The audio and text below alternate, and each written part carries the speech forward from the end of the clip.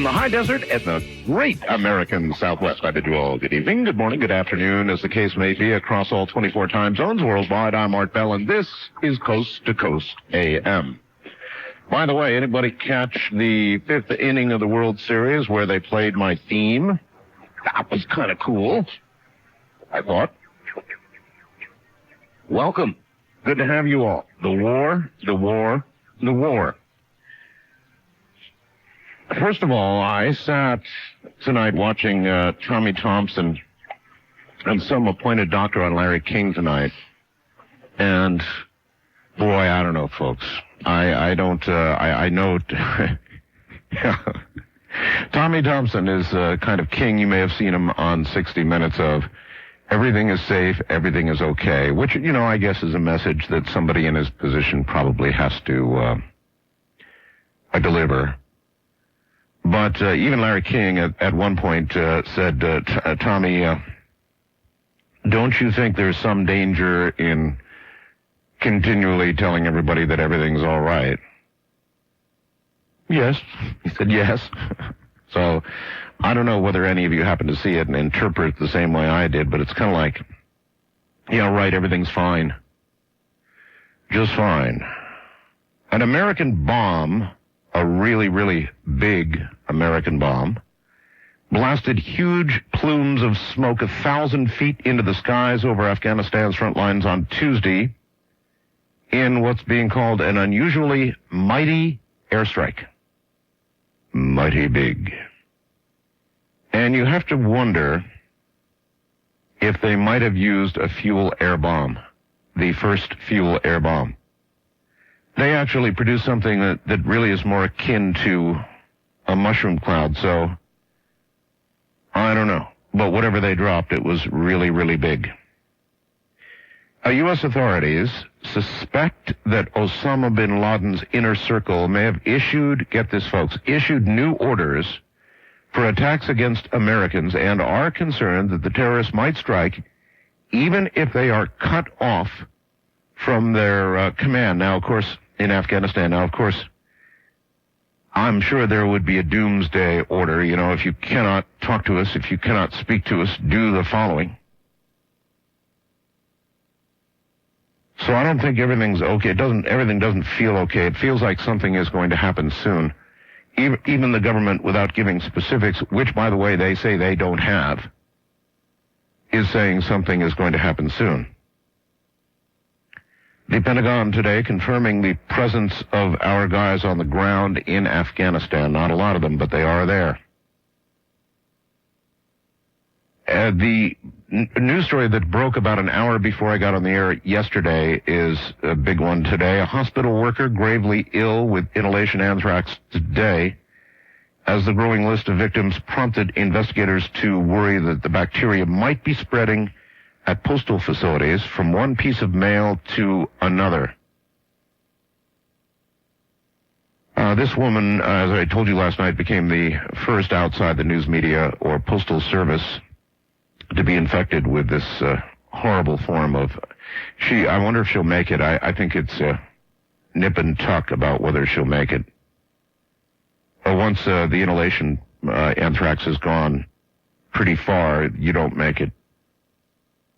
Still, we have to keep all of this in perspective. What's going on right now, even though it's horrible that it's killed people, 16 infected, I think 3 dead, maybe more to come, 3 more suspected ongoing right now. Even though all of that is true, it's honest, not much in the bigger scheme of things. You know, with 20,000 killing the flu, it's not much. So what we've got going on here so far is a distraction, it would seem. It is engendering terror, to be sure, but if you keep it in perspective, it's not too terrifying. What we have to worry about would be some sort of other biological attack, in my opinion, smallpox, something like that. And I think it's reasonable to say to all of you that there could develop a situation, and you need to keep your eyes on it, for you to become isolated, for you and your family to become isolated, and you should prepare for some period of isolation if you can handle it. You know, just do the basic stuff. Don't go crazy. Have some food around. obviously water, things that if you had to spend at least a few days or, heaven forbid, a week or a month in isolation, you could do so. So think about that. You know, I think it's proper that we all think about that. Now, on the Drudge site this hour is a story from New Scientist entitled Anthrax Preparation Indicates Homegrown Origin. Let me read a little bit of this to you. As anthrax continues to turn up in U.S. postal facilities and postal workers, evidence is now emerging that it is an American product. Not only are the bacteria genetically close to the strain the U.S. has used in its own anthrax weapons in the 1960s, but New Scientist can reveal that these spores also seem to have been prepared according to, get this folks, the secret U.S. weaponization recipe. The secret U.S. weaponization recipe. This is troubling, say bioterrorism specialists. While the terrorists behind the anthrax-laced mail, U.S. might not have got hold of the strain of anthrax in several laboratories around the world, the method the U.S. developed for turning a wet bacterial culture into a dangerous dry powder is a closely guarded secret. Its apparent use in the current state or spate of attacks could mean that the secret is out. Duh. An alternative is that someone is using anthrax produced by the old U.S. biological weapons program that ended in 1969, in which case the scope for further attacks could be limited. Experiments to determine which is true are now underway in this country. So this could be our own stuff, could easily be our own stuff. And you've got to wonder if the terrorists are sitting back saying, nice addition. We didn't do it, but nice addition. Or maybe they did do it, and it's just sort of a cover for whatever else is about to happen. And it really does feel like something is about to happen. The government warnings aside, and they're warning now of the short term, sometime, they say, in the next week, you can just feel it, can't you? I can. Now, the fact that the anthrax is homegrown, by the way, doesn't indicate that it's being sent by Americans. You've got to bear that in mind. Although it does mean that apparently it came from our stock, which is something to think about. You know, we constantly talk about how loose the Russians are. You know, with nukes hither and yon in little huts without locks, very lax security. The terrible biological weapons they have there. But if this came from here, from America, if this is homegrown, then who's got the lax security? Wouldn't be too hard for something from Russia to make its way to bin Laden, right? Look at a map. And then I suppose here. But we're supposed to be the ones with the big-time security.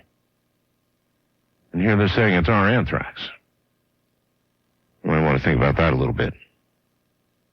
No offense to Tommy Thompson, because I think he's a great guy, but I'm sorry, I don't believe it.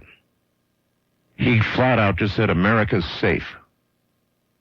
Baloney. America is not safe. God, they just crashed two airplanes into the World Trade Center buildings, brought them down, crashed into the Pentagon. We've got a small outbreak of anthrax right now, and the possibility of something awful biologically coming at us. We've got warnings saying this week something is going to happen. I would not say America is safe, and I have a hard time listening to Tommy Thompson. From his 60 Minutes appearance to his appearance tonight on Larry King. I don't know. It's like I really think Americans can handle the truth. And the truth is, of course, there's some danger.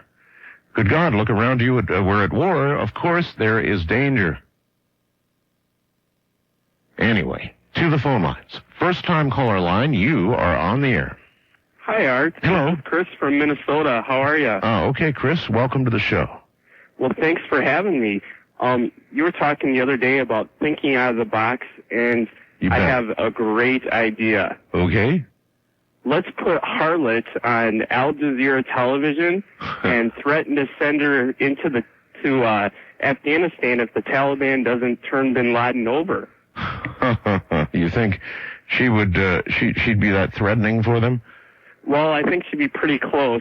And instead of dropping pig's blood, like people have been talking, I think we should drop nair so their beards will fall out. That'd really embarrass them. You know, that's not bad. I don't know about dropping nair. I'm not so sure it's effective in that manner. You've got to kind of spread it on, but they could probably come up with something that wouldn't hurt you otherwise, but all of your hair would drop off. Now, that's a pretty damn good idea. Thank you. Yeah, you bet. Thank you very much. I don't know about nair. I don't think the mere dropping of nair would quite do the job, but certainly they could drop something that would be vectored to only the males in Afghanistan and would cause their hair to fall out. Maybe they'd figure that was some kind of message from Allah. And something that massive, that interesting could be done. That's way out of the box, but not bad, actually. Scheme of things, with genetics the way they are right now, you let go a little genetic bomb vectored to the males, and their hair falls out. Wild card line, you're on the air. Hello. Hi, Art. This is Raymond. I'm calling from Michigan. Raymond, hi. Hi. Earlier you mentioned that large bomb that we dropped that caused such a large explosion. Yes.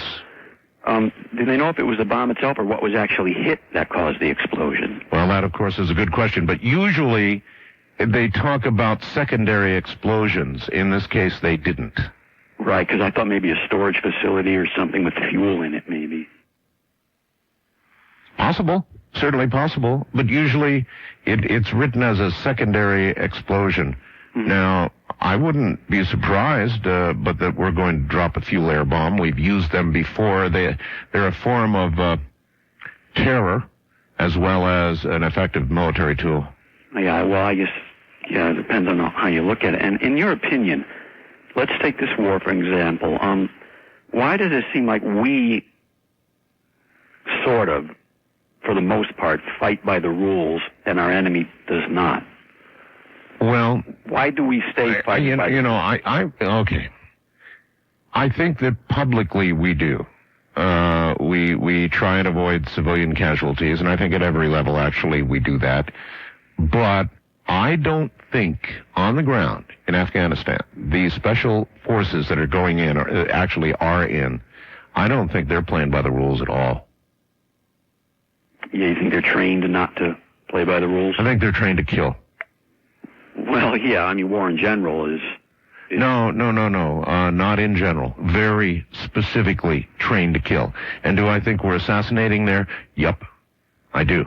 So I don't think we're necessarily playing as cleanly as you might imagine when you read the papers, watch TV, and listen to radio. Okay? Okay. Does that answer your question? Yeah, very well. Thank you. I think we're playing the game every bit as dirty as they are, and I hope a little smarter. You know, we're no wimps, and trust me when I tell you that our intelligence agencies, our spook agencies, and our spook people are as capable and hopefully a lot smarter at this sort of thing. So, you know, you're not hearing about it, and you will not hear about it in the American press, but trust me, they know how to play the game. West of the Rockies, you're on the air. Hi, this is Max from Grove, Arizona. Hello, Max. I'm listening on KKOB on my screen. Yes, sir. Man, I was trying to get home last night from the ranch to give you a call, and I'm a poor man, and a cow jumped in front of me, and I just totaled my truck. You hit a cow? I hit a cow. It was just awful, Art. It was just awful. That's like hitting another car or almost a cement post. Yeah, it could have been worse. It could have come through the window. And I always say a prayer before I leave there because there's so many animals on the road. Lord, please don't let me hit any animals, rabbits, cows, or whatever. Well, between a rabbit and a cow, I'll take a rabbit. Yeah, I forgot to say it last night. It was really traumatic. You actually forgot to say the prayer? Yeah. Well, there you are. I don't know. God's going to have what God's going to have. That's true. And I take it God now has that cow? Yes. Yeah. All right, sir. Well, I appreciate the call. Thank you. I would imagine so, but hitting a cow, hundreds of pounds, and it's like hitting a cement post. First time caller line, you're on the air. Hello. Good evening, Mr. Bill. Good evening, Mr. Caller. This is Brother Bob, southbound on 99. Yes, Bob. And last night you guys were talking about the shadow people. Yes. And stuff like that. One time, I don't know, a long time ago, I had the whole room had turned into a shadow. Completely black, my bedroom. Really? And yes, sir. And did you check to see if the bulb burned out? Yeah. What had happened is that I had 6 windows in this house that I was renting, and always could see lights from the city street. I never even needed a night light. And what I wanted to tell you is that right as between you're going to sleep and still awake, yes. You're thinking about mowing the lawn tomorrow or whatever, Maybe that's what you think about. Huh. Well, anyway. Yes, anyway. The thought came into my mind, and I thought it was me thinking this thought. I mean, it sounded like, how you talk to yourself in your mind. Yes. And it said, it goes, Bob, why don't you get up out of bed yes. and get on your boots and your pants and your cowboy hat and go across the street to a bar and pick up some young thing and bring her back, do the wild thing and take her back. Well, see, that's more like it than mowing the grass. Although there is some sort of parallel that I would not endeavor to follow there, I think. Wildcard line, you're on the air. Yes, sir. How you doing tonight? Well, I'm all right. It's going to be a full moon very shortly, and I'm doing a ghost-to-ghost tomorrow night, so... Perfect. Yeah. Well, in fact, you might remember me from last year when I told you the story about clarity. Oh, of course I remember the clarity story, yes. Yes, sir. One thing I'd like to ask you, sir, is the situation last night. I come home about 5:30 and I turn on my television, and I am given what everybody else in this nation was given was a clear and present danger is upon us, but yet we can't be clear about said danger. Yeah. To me, that in a sense right there, it'd be almost like coming up to a person and saying, I think somebody's going to kill you, and I know that, but yet... All right, here's the deal. The government claims that they're telling us all they know. They say, we know it's not much, and we're issuing this general warning that we think it's something soon, within the week, but we don't know what. We don't have any specifics. Question for you. Do you believe them? Sir, I couldn't believe them any more than I could actually believe the audacity for them to actually come out and say something like that to us without even giving us a simple piece of information. So, trust me, I'm one of those people where I believe back in the early 90s when I first heard you on the radio talk about the quickening, it is upon us, sir, and it's even getting quicker. Sure. You bet it is. I appreciate the call. Thank you, and that's what I guess I would ask all of you. And do you really, Tommy Thompson is saying, that's a headline during Larry King they wrote, Thompson says America is safe. Do you believe America is safe? Would you go all the way to safe? I think Thompson is really, really, really overdoing it on the conservative, nothing can happen side. He's not really saying nothing can happen, but he's saying all is okay. We, the government, can take care of everything, and we have stocks of this and that, and we're ordering this and that. And I just, I don't know. I don't think that everything is okay at all. So, you make your own determination. We all have to do that. I like that commercial. Crucial.com. You need more memory, my friend. You need more memory. It'd be nice if you could do that for your brain. Get more memory, my friend. Use 12%. 2% better than your neighbor. Unfortunately, someday, and probably not very far down the line, that's going to precisely be possible. Then, of course, there will be additional brains for the rich, while the poor remain poor, as well as with their current IQs. First-time caller line, you're on the air. Hello. Hi there. That's me. I'm Diane. I'm calling you from Toronto. Yes, Diane. Hi. I discovered you a couple of weeks ago, and you've hijacked my sleep. But what a way to go, I have to say. Thank you. A man of my own thinking. I've got a few points to raise, and I'll hang up because you've got lots of interesting callers to follow, plus Kathleen Keating. I've been following this Anthrax thing, as most other people have been, and I just wanted to run through a few things that are really getting up my nose. Fortunately, not spores as yet. Okay. I'm going to start off with, did you see the wonderful, wonderful healing, before we started dropping bombs anywhere, the healing prayer session at Yankee Stadium that Giuliani organized, when he had people of all faiths give a little bit of a piece from their belief. And it was all about peace and love. He had members of Islam, he had Jewish people, he had Catholics, had the whole maybe deal. they're beginning to catch on. Yeah, and I don't remember all of them. There were several rabbis, several Catholics. So it was one of the rabbis, possibly one of the fire department, but I'm not sure. He was a big guy. But he made a wonderful, wonderful speech, and it wasn't too long, none of them were. But his main point that I'm paraphrasing, I cannot get out of my mind, and it is 7,000 people did not die on September the 11th. One person died 7,000 times. And what I find offensive by Tommy Thompson and is it Copeland, the CDC guy, that they seem to be minimizing the fact that, well, it's only a few deaths, so, we don't really have much to worry about. Well, I mean, technically, they are right about that. I mean, 20,000 died. Well, so that America, it is, yes. On the one hand, we've got to understand the danger, but on the other, we've got to keep it in perspective. And if 20,000 people die of the flu every year. Well, yes, but I lived in London, England for 20 years during the IRA terrorism campaign, so my personal belief is these letters came from Al-Qaeda, for sure. And I believe that we're not being given all the information, but one letter to Tom Daschle is not going to be able to contaminate New Jersey, New York. I know. Does it surprise you? Ma'am, does it surprise you that it's our anthrax? I don't believe it. I believe it's possible. I don't have any proof otherwise, but... All right, well, listen, just again to about a paragraph of this, all right? You want to see it? It's on drudgereport.com, my friend Matt Drudge. Drudgereport.com. And it comes from the New Scientist. As anthrax continues to turn up in U.S. postal facilities and postal workers, evidence is emerging that it is an American product.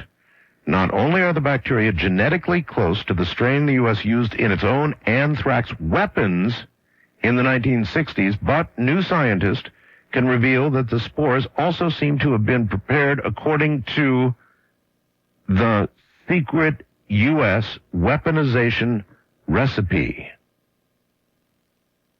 So if you want to read the whole story, it's on the Drudge Report, but that seems pretty damning evidence. Wildcard line, you're on the air. Good morning. Good morning. I'm calling from Western Canada. Yes, sir. Just on the break prior to your show, there was some information about the warning that was issued. Yes. Have you heard about that? Oh, yes. Well, you heard the warning, but have you heard the source? No, I don't think so. The news that the reason that the warning was issued came actually from intelligence in Canada. Well, you guys are all right. I have 2 points. Very important points. So in other words, you're just making a claim to the source of the information up there, right? No. Well, our listeners are wondering where this information came from, what's being told, what happened, why is this warning, where's it coming from? Do you know any more? Yes, I do. And one other point I want to bring up. Well, tell me more. No. You know more about this, the warning, if you do. The warning, it came in a news break here just prior to your show on our local radio station that the Canadian Intelligence Agency was monitoring telephone communications overseas and particularly to Afghanistan where... Well, no, the Canadian Intelligence Agency, that'd be CIA, right? Well, I think it's called CISA, but I'm not sure the name. Right. But it's our intelligence agency that is equivalent to your folks listening in on people. Okay, well, a big thank you. Well, just so you know, it came in conversation, and this, the point I'm getting to here is that it was overheard by one of the people talking to somebody in Afghanistan that the action will occur next week, and this was prompted the warning last week. So the information is coming out, and at least you should know about this by tomorrow. All right, so in other words, next week meaning last week issued, so this week sometime. Yeah, that something, quote, big down south is going to happen next week. That was what was overheard, and that, I believe, is what the information... down south meaning... Well, we're in Canada, you're down south. Yeah, okay. Okay. Right. Now, the question I have here that's important, Art, and I wanted to bring it to your attention, and the first warning came out about the 19th and 20th of October, the first, quote, FBI warning that something's imminent, that bin Laden has said something. Mm-hmm. The U.S. coal, the embassy bombings, they've all been preceded by a 3-week warning, and this is where I'm concerned. The third week from that warning happens to be the Veterans Day, Remembrance Day, the 10th and 11th of November. And my concern is that is probably what he is projecting to say to people and warn people of that weekend, and we're all leading up to that. And I want to, what your opinion would be on that 3 weeks out is when something's going to happen, not necessarily this week or next week, but I think that's targeted the 10th and 11th of November. All right. Actually, they said, I heard earlier on a newscast at CNN that there had been an attack that was foiled on October 11th. Who knows if that's true? And we get these warnings, and I guess they're based in something or another. But who really knows? One thing's for sure, these are very dangerous times. And you know what I said earlier, I'm going to say again. A lot of you should begin to give some thought, in my opinion, to the possibility of isolating yourselves for a period of time, if you had to isolate yourself. If you heard there was a breakout of something, God knows what, smallpox maybe, they talk about that all the time, whatever it would be, could you sustain yourself for some period of time? I think that's what my listeners should have to begin to ask themselves and take prudent steps to be able to do that. Because it seems to me not everybody can carry a gas mask around all the time, and if there is some sort of biological problem, your only answer, and I've had enough survivalists on here to know they all say it, is you would have to isolate yourself. Are you prepared to do that? East of the Rockies, you're on the air. Hello. Hi, Art. It's Kathy in Oklahoma. Hi, Kathy. Hi. 3 quick points. The first one is when this whole anthrax thing started, my gut feeling was it was an American nerdly type chemist that is or is not working at this time, but was doing this, just a loner type guy just doing it. Yeah, but you know what? That would mean that it would be one letter or maybe 2. That's true, unless he sent a bunch. Yeah, but God, this is turning up like all over the place. Yeah, and my gut feeling could totally be wrong. The second thing is, this is brief, and then I want to give you my out of the box. The brief one is the last night when the old lady called and said something about when you get your mail, you have to wash your hands, then you open it, and you got to wash your hands again, and you misunderstood her, and I think she was crying at the end when she said, well, I guess I'm just ludicrous then.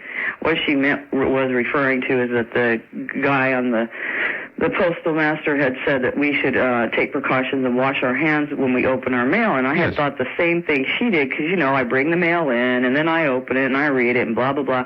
So you're touching it more than once, and that was her point. But my point was, if you had something suspicious in your mail... Oh, no, it wasn't anything suspicious. They were talking mail in general. Well, no. Because of contact. That's crazy. Through the machines.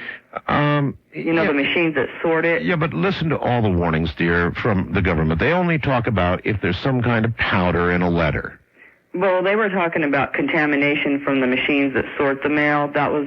They were telling in general and I understand what you're saying. Yes. But they gave a warning that just in general, because they don't know how far this has gone, because of the machines, it could get on your regular mail. But that's all she was talking about. Okay, well then again, I'm sorry, I wouldn't change my response. There would be some obvious reason for you to be suspicious of something you had received. That's what all the warnings are about. You would see something. You would see some powder or something. What do they say? If you receive something like that, obviously wash your hands, clean up, call the U.S. Postal Service, and call the police. Call 911. But for God's sakes, don't go back and touch it. That's the only thing I was saying to that lady. Don't go back and touch it. After you've washed your hands, if you have reason to be suspicious, don't go back under any circumstances and touch it. It's just common sense. West of the Rockies, you're on the air. Hey, Art, how you doing? I'm doing okay. Hey, I had a out-of-the-box idea for you. Oh? Think how we can track down the leaders of the Taliban or the Al-Qaeda. Okay. What I think we should do is use a Trojan horse of sorts, like fake a crash, a plane crash like over Kabul, and have something like that would be very valuable to them, like say an inactive nuke or something that would be brought to these leaders after they would find it, And I think we should throw like tracking devices and stuff in it, An inactive nuke? Like, so that if you were to look at it, if they were to look at it, it would look like it was a nuclear weapon. Like a nuclear weapon had fallen into their hands? Yeah, like, maybe we fake a crash, that looks like the plane went down. They come to salvage what they can, and they find something. Can I modify your idea a little bit? Suppose instead of sending a nuclear weapon, that they would, oh my God, look, a nuke, wow, it fell from the sky, it's ours. What we instead do is make up a dummy nuclear weapon that looks like it comes from Russia. But it's not a dummy weapon at all, it's a real one. Except the only people that can set it off would be us, by remote control. And so, of course, as soon as the Taliban gets their hot little fingers on it, they're going to give it to who?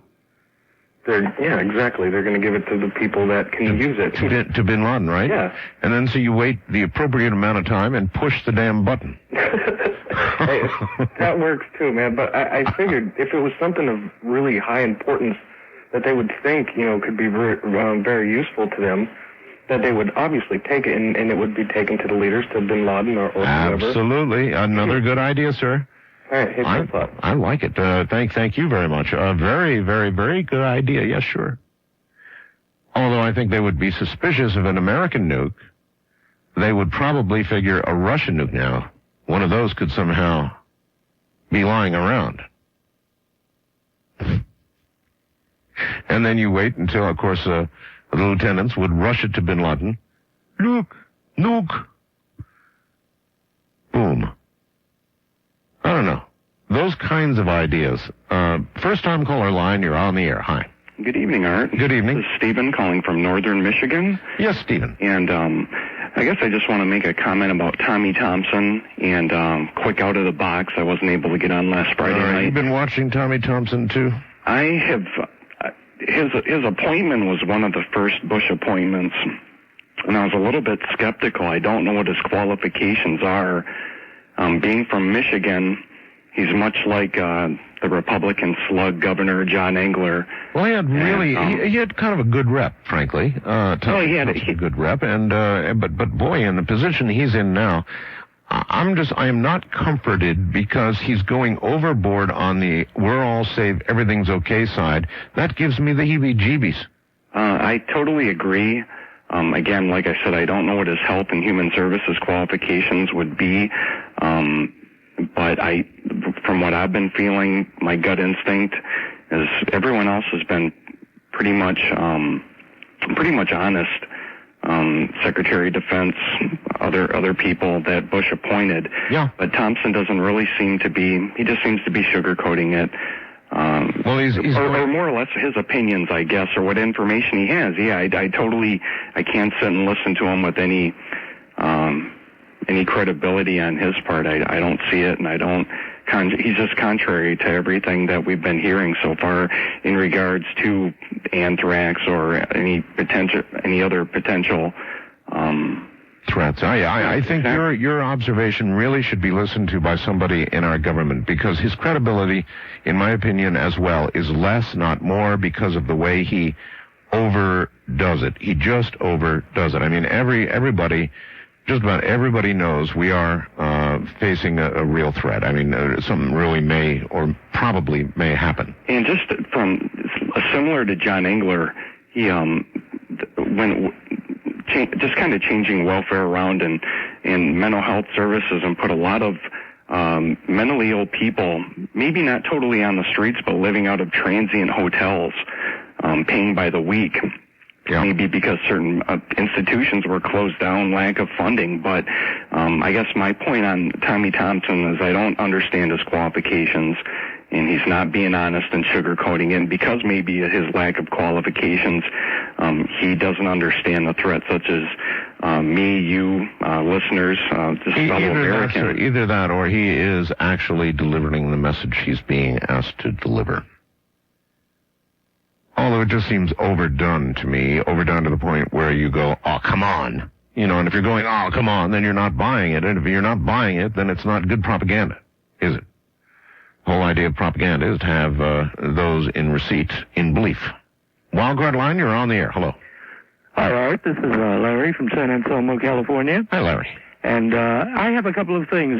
Number one, when you look at the Daschle letter that they've put on the newscasts, right. The first thing that you realize is that the printing on that letter is not someone who first learned to write in Arabic. It's block printing. Well, it's block printing and does not show the Arabic tendencies. I'm kind of a handwriting expert, and there's no question that that was written by someone who learned English, the English alphabet in an English or American school. The second thing is... Well, that's anecdotal at best. Pardon me? Anecdotal at best. Yes. And also, apparently 65% of these people's income come from opium fields, which they show on the news. They have them outlined in red. Yep. And then they say they're running out of military targets. Right. Why don't they blow up the absolute, to the end, the opium fields? I can't understand why they would not do that. I can't either. If that is, they say we're going after their money. Well, wouldn't that be the way? Well, maybe the private conclusion is that it's the only thing keeping the Afghani people afloat at all. Maybe it provides jobs. It's a sick way to think about it. And income. That is a hard one, yeah. But it's probably true. I know that certainly workers in Colombia make a lot from the drug trade. But I mean, all in all, you're right.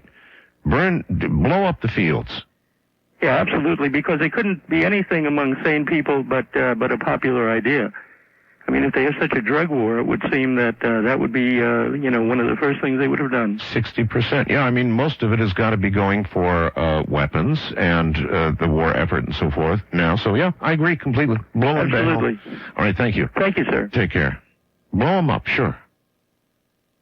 60% of their income comes from poppies, which turn up as heroin. Here in the U.S., and of course another big worry, and I know a lot of you have thought about it out there, is that they might begin to poison the heroin supply, which comes into this country covertly anyway, right? The only negative to that from their point of view would be they would be killing their own customers. Still in all, it's not a threat that can be discounted. Anyway, Tommy, not everything is safe. That's actually what he's been saying. I'm Art Bell. Kathleen Keating is coming right up. Reminding you, tomorrow night is a Ghost to Ghost, not to be missed. Ghost to Ghost, tomorrow night. Your best ghost stories all night long. That's all we do. Unless something else happens. Now, one of the scariest guests I've ever had on the air is Kathleen Keating. So I guess she's a good pre-Halloween show in a way, huh? Kathleen Keating is the author of the international best-selling book, The Final Warning. She's been an investigative journalist for the past 11 years, researching various government cover-ups and how they intertwine with prophecy. Her latest book, The Gates of Hell, brings you up to date on all the latest intel and behind-the-scenes info. Kathleen is currently working on an end-time thriller, Tom Sky, which will be released after the first of the year. The Gates of Hell, that book, puts an end to speculation about the validity of conspiracy theories and where they are taking us once and for all. Rumors and innuendo are put to rest, permanently knocked out, it says here, by extraordinary evidence that will leave the perpetrators scurrying for a place to hide. Kathleen Keating's sensational book removes the masks from the major players and exposes them for what they are. After reading The Gates of Hell, you will never look at the world and its leaders quite the same way. The bubble is about to burst. Kathleen Keating, the international best-selling author of The Final Warning, delivers again with this shocking look at the underbelly of the world's most powerful players. Prepare to have your views shaken. That's what it says about the book. Kathleen Keating coming up in a moment. Well, all right, here she is from, I think, I don't know, Nebraska somewhere. Kathleen Keating. Hi there. Hi, Art, from the great American outback, I guess. Are you in Nebraska? Yeah. Yeah. What part? Well, near the South Dakota border in the Sandhills, though. That's why they call it the outback. It's the largest North American desert. That's, I guess, a good place to be these days, huh? Tell me about it, especially with all these warnings that are coming up. Yeah. And I guess that's kind of where we're going to, in a way, that's kind of where we're going to head tonight, at least in part. I'm afraid so. These warnings. Now, the U.S. government, as you know, is saying that this week is going to be a dangerous week, that they expect that something may well occur, that bin Laden and group may do something, that the order may have gone out. Who knows what they know, really? They don't tell us. From your point of view, what can you tell us? What do you know? What do you think? Well, what is interesting, Art, is that my government sources and the visionaries are converging again. And that's a serious point because they did that on September 7th when I got information that we were going to be attacked. I've known for some time, you know, when we talked about it, I think it was on your show back in March, that I mentioned that America was possibly going to be attacked. It bothered me because the information was hanging out there on both sides, and to watch it come together was very frightening, and I'm sure it was for everybody when they woke up on September 11th and saw all that. And I think right now, from what the visionaries are saying and what the government sources are saying, we could see something as soon as tomorrow, the 31st. You're looking at the occultic number situation with 1031, 2001 adds up to 7. You've got also Halloween, which isn't good. But let's go back before we proceed. You're claiming now that you ran the Bible code on the Taliban September 7th, and knew then that 4 days later we were going to be attacked? Or I didn't know the timing, but I did know we were going to be attacked. Who did you tell? I mean, how you make such a that's quite a claim. And did you? We have it recorded on the website. The dates are all up on the website as to what happened with that. And when was that put on the website? We put it on the website September 7th. Okay. So we were ahead of the curve on that one. And so you just saw something coming, what, on the 11th or near the 11th or what? I had been told for months to expect an attack, but at the first part of September, I was getting word from all sides, from various sources who never talked to one another, that it was imminent. And that the Taliban would be behind it. So I ran the Taliban code and the Bible code. And what did you get? Well, the first one that we put up on 9/7 was Taliban, terror attack, the target USA, violent evil persecutor. And nuke actually came up, so I was really glad that didn't happen. But on the 11th... Boy, that's still too damn close. Isn't that, though? Wow. On 4 days later, on the 11th, after that terrible day, we ran it again. And it came up terror attack, target USA, nuke, violent, evil persecutor, World Trade Center, plane crash, devastation, and terrorist. All from the Bible code. All from the Taliban Bible code run on 9/11. I also ran the Pentagon one on the same date and got Pentagon, plane crash, secondary target. And that just, it sends chills through you when you find that stuff. That God knew about this before time. Who's doing this work, Kathleen? Is that you? I do it personally, and I have it verified with people. I know some people in universities that can do it by hand. I use a computer program. But we're all coming down to the same bottom line. And it looks like we're going to have one scary week. Well, it's already a scary week for me in a lot of ways. Now, the Anthrax thing is... Yes. There's something wrong with that story, Kathleen. I don't know what it is. I think so, too. And I'm wondering what terrorists we're facing. On the one hand, we have our government people that can make that kind of anthrax that have the sophistication, and Iraq and Russia can do it.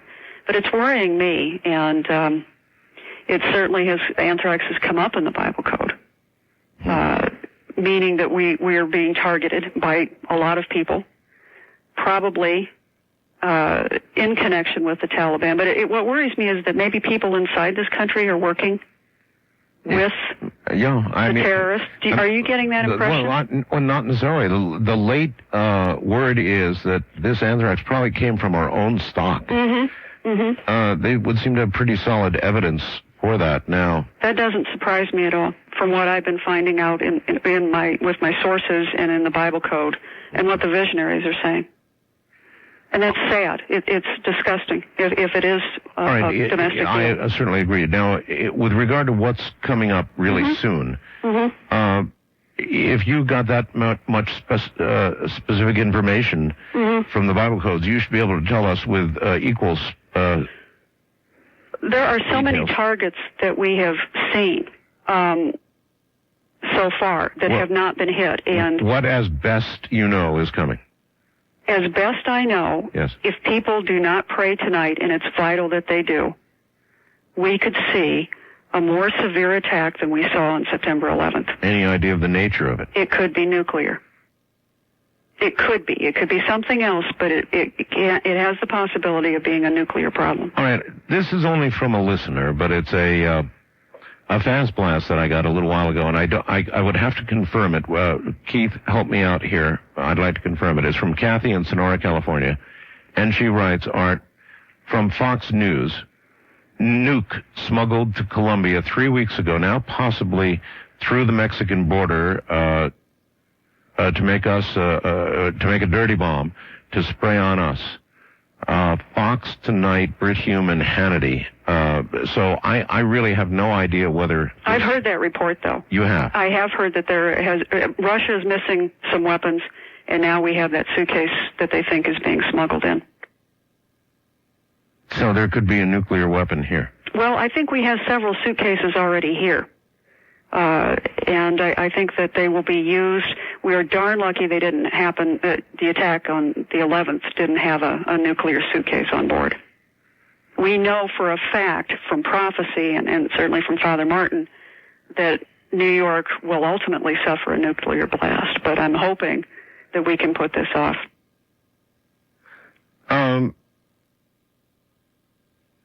How likely is an attack in the next few days of some great magnitude? How likely is it, in your opinion? As of yesterday, it was somewhat likely. It seemed to have changed to perhaps it could happen. Now it's back from the information that I'm getting just before we went on the air that it looks as if unless we really go back and pray to God, it's going to happen. I don't know for sure. I mean, nobody knows but God and the people that are planning it. But it really is a serious time. It's so serious that one of the questions you submitted is one I ought to ask you. I'd love to ask you. And it has to do with the crackdown on terrorism and what's coming of it. You know, the talk of national ID cards. Right. And the passage of legislation that it could be argued infringes to some degree on our rights, more emails being read, more communication monitored, that sort of thing. On the other hand, how can we not do it? It's a double deal, isn't it? I mean, we're damned if we do and we're damned if we don't. We're losing our freedoms in blocks, in chunks, and the more that these activities happen, the more that we have the need to have a clampdown, but we also are losing our freedoms as we know it. I ran a code last summer on July 4th that said that the U.S. would be, I don't know what the word for it was, that would be suspended, I guess is what the code said, by the UN. Can you imagine that? The UN suspending? Would suspend the U.S. government. It would come under UN control, but we will come back to the United States eventually. But that's a scary notion. And when you're talking about a national ID card, which isn't the mark of the beast, but we're certainly getting close to that, we are just a hair away or another major incident away from closing state borders and having the national ID card, and maybe much worse. I mean, we're going forward. We're certainly not slowing down in this process. You think states would close their borders? From what I've heard and the plans that are in place, should there be a crackdown in this country or a martial law, the state borders could very well be closed. Now, of course, transportation, you'd have to have special papers and everything, and it would really resemble Nazi Germany. That's something to think about, isn't it? It is. It's going to change the whole complexion of the country. And I'm not sure that we're ready for it. I know we have to wake up. I would have said that is really whacked out stuff prior to 9/11, but, another 9/11 or two or something even worse. Right, and if they use nukes, you can bet the national ID is going to be rammed through. Not that a driver's license isn't valid, or not that non-citizens shouldn't have a different kind of driver's license. I firmly believe the driver's license is enough ID. But you can see where this is going. I suppose from a biblical perspective, Mark of the Beast is downline there somewhere, right? In that process? Right. The national ID, I've had a lot of questions about it. It is not the mark in itself, but it is a precursor to the mark. It's kind of getting us adjusted. And I had found something in the code that was disturbing with anthrax, that the money's going to be tainted. And you can see how that's going to play into a cashless society. That's actually, with regard to anthrax, that's my worst fear. Yeah. Money being tainted. And that's, the Bible code came up with that. It did. It did, and my heart stopped, and it was like, oh, that'll shut us down. That will completely change our financial situation. Well, this is really scary stuff. And you think short of mass prayer to turn it around, it's bound to happen. It's going to happen. I think so. There was a great surge of prayer from 9/11 on for a few weeks. It's kind of dwindled. And I think that if we got back to that, if we really got back to prayer, that we could put off, if not totally stop what's happening and what is going to happen. I don't have a good feeling about tomorrow or the rest of the week, or even through Christmas. We're getting into a very heightened demonic time, starting tomorrow through December 25th, up to December 25th. It is interesting, and I bet you found it so, that following 9/11, President Bush used the word evil so many times. And the evil one, which a lot of people use for the Antichrist. Isn't that interesting? Although bin Laden is not the Antichrist. No, but he's sure a partner to him, I guess. To hear the president use that word... What did that do to you? I thought, evil, wow, he's saying evil. I just was kind of amazed. Our vocabulary has changed since 9/11. Well... It has. Just the very nature of the act, the indiscriminate killing of civilians just to do it. Hardly any other word fits. I was just surprised to hear the president use it. That's all. I thought it was... It was surprising, But then it's been a surprising few months. Hasn't it? Yeah. Let's talk about the end times a little bit. Okay. There are many who would say that what we see happening right now could easily, in some machination, as the war continues, turn into the end of the world, end times, Armageddon. We took a giant leap in September. If there's an Armageddon clock, like the Bulletin of Atomic Scientists have this clock, and as times get dangerous, they run it up toward midnight. If there's an Armageddon clock from the religious point of view, it would seem to be pretty close to midnight, wouldn't it? That depends on us. Yes, if we don't pray. And no, if we do pray, I think we have a few more years. I think we could have as many as perhaps 5 to 7 good years before it gets really super ugly. And that's putting it off. But we can do it. It happened, I think, in the 1400s with St. Vincent Ferrer. The same situation where the whole world was ready to go. Everything was primed. But through prayer and conversion, it was held off until this time. Certainly we could do it now. We have even more reason to do it now with all this horrible nuclear stuff coming through. Well, there are lots of ways that somebody can imagine this war, and I've always told people when you roll the war dice, you are in fact rolling the dice, and it could turn into World War III at one extreme, couldn't it? With a sneeze. It would take that much to turn it that way, because we're getting more and more countries involved, and as if bin Laden is traveling, as most people think he is, and not in Afghanistan, it's just going to spread, and even if he's dead, it's not going to matter. Because there's always going to be a bin Laden. I suppose in this day and age that, something did change 9/11. It permanently change, and that is our view of, I guess, how secure we are at home. And I don't think anything will be quite the same. Everybody talks about getting back to normal. It's never going to be as defined. If prior to 9/11, the definition of normal was one thing, if you want to call it normal, you've got to redefine it now. You do, and I don't know. Do you have trouble when you go to sleep now, wondering what the world's going to be like when you wake up?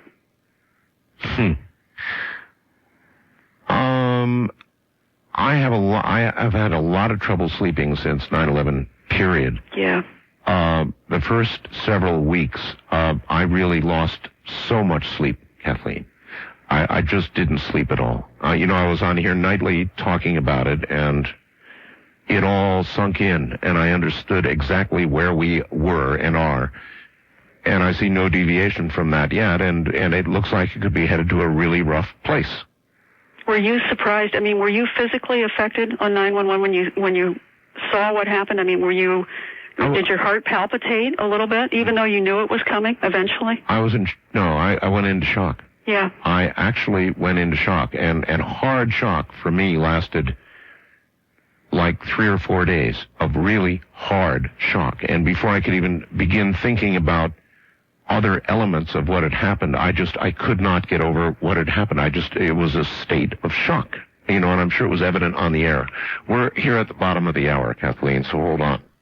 All right, the following fast blasted to me by Mac in Portland, Oregon, who says, Art, I confirm the Fox News report. I work for Fox. The material may be in the U.S. for a dirty nuke, not on their website yet. Now, I've got about 10 similar reports. Obviously, the story has legs. Here's the thing. If the terrorists were able to get from South America or wherever plutonium into this country, then they wouldn't have to explode a nuclear bomb to cause a nuclear incident. All they would have to do is get the plutonium together and put it together with TNT or some other explosive, and you would scatter weapons grade plutonium over a very large area, and it would have an effect just like a nuclear weapon. Now, I'll tell you, Kathleen, I almost cannot imagine the circumstances when we would use a nuclear weapon. However, if somebody were to explode a conventional explosives and scatter plutonium over a wide area of a densely populated area, I can conceive of the United States using a nuclear weapon in retaliation itself. And if that scenario began to be true, then, the balloon could really easily go up if we used a nuke against Afghanistan. Hard to imagine unless something like that happened here, and you can't rule it out, can you? Well, no, I mean, it's like an eye for an eye and a tooth for a tooth. We'll all be blind and toothless by the time this is over. I don't know that we will strike back with a nuke. That's debatable right now. I think it's something that a lot of people may want to do, but I think hopefully they're more cooler heads, because I'm not sure that we'd accomplish anything by starting a nuclear annihilation program, because it would become global very quickly. Ultimately it will. But I'm not sure that that's where we're going yet. I hope not. Well, I hope not too, but because you're looking at major cities, New York, Los Angeles. I know. And that's the devastation. I know, but if they were to use something of that magnitude and poison even millions of people, right? The political pressure to respond in kind might be unbearable. And maybe that's planned. I don't know. I don't know how they're going to refrain from it. I think that certainly we didn't get Saddam Hussein, in the early 90s, and we're paying for that now. Mm-hmm. They may feel that going after Iraq may be the answer. So far, they're showing no signs. In fact, quite the opposite. They seem to be giving signals that we're not going to go into Iraq, which surprises me. Well, I think they're trying to cool things down a little bit, because Hussein's obviously had some hand in this, whether or not overtly he has helped the terrorists. And I think that they want to cool it down a little bit before it turns into a real hotbed, especially for Israel. Speaking of Israel, you apparently have uncovered something involving Israel, the Temple Mount, and the whole end time thing. Well, the excavation that's going on there is going to become very interesting and very significant in the near future, because false documents are going to be dug up from the Temple Mount that will change religion forever. False documents? False documents. These are documents that will just change Christianity as we know it and all religions, and will be shoved into that one world religion. Do you know in what way? Well, I think we're going to see the denial of the divinity of Jesus as a big step. Oh, that would throw a big cog in the wheel, all right. It will, and it will also open the door for the Antichrist and the Antipope. The denial of the divinity of Jesus. Right. Yeah, if they were to dig that up and they were authenticated documents, boy, talk about axing Christianity. Wouldn't that be a blow? It would be... It's unimaginable. It's unimaginable. On what basis do you say this? I have done a lot of research into this about the Knights Templar and their digging under the Temple Mount. Yes. And of course the Muslims are in there too, trying to, they're getting rid of all the Jewish artifacts, and anything of history that is true history is being destroyed. So that we're setting the stage not only for the end of Christianity, but the alien deception is part of the Temple Mount problem, in that we're going to see them taking an active role. We're probably even going to be shown holograms that will have, been doctored to give us what they feel is history. I was thinking that's what we should do to the Taliban. That we're the ones with the good technology in that area. Sure. Why not use it on them? Well, I that's a good question. I mean, that's unimaginable that there would be some documents. Who would these documents, in your opinion, have been prepared by? Probably it's going to be associated or attributed to people that worked on the Dead Sea Scrolls. And they're always being accepted right now. We have a big change in the Bible. No. I'm saying who would actually falsify these documents? That's what I'm asking. Well, I think you're going to see the Knights Templar, or maybe even some of the darker forces in the Vatican. Oh, the Vatican. I have been interviewing so many guests, and you're just one of them, Kathleen, who've been telling me that there is evil in the Vatican. Father Martin said it. Many other of my guests have said it. It's so hard to believe. It's so hard to believe. Mm-hmm. And yet, I mean, of all places, the Vatican. But what better place to carry out a war? I mean, you always want to know what your enemy's doing. Right. And they're right in the thick of it. They've got the Pope surrounded. He's not doing that well. He's in, of course, danger from them and from other forces. It's the best place for them to be. And to establish a one-world religion, the dark forces need that Rome seat to take over the world. If there was a one-world religion, Kathleen, what do you imagine it would be? Hodgepodge, created by the Antichrist. It would be a little bit of this and a little bit of that, where we ultimately adore the Antichrist as God. And so then, biblically, most would fall for it, right? Well, sure, and now that the Bible's being changed significantly with the discovery of the latest Dead Sea Scrolls, we're getting part of that now. We're trying to get everybody moving towards the center, where Catholics are starting to look more like Protestants, and Protestants are accepting Catholics that way, and that the Jews are coming around, and they're just going to get everybody into one fell swoop in one group. And unfortunately, the code backs that up. What can you give me some idea of what the code says that does back that up? Sure. Let me look here. We've had a lot of things as far as the Vatican. We've got Cardinal Martini, who is a Jesuit.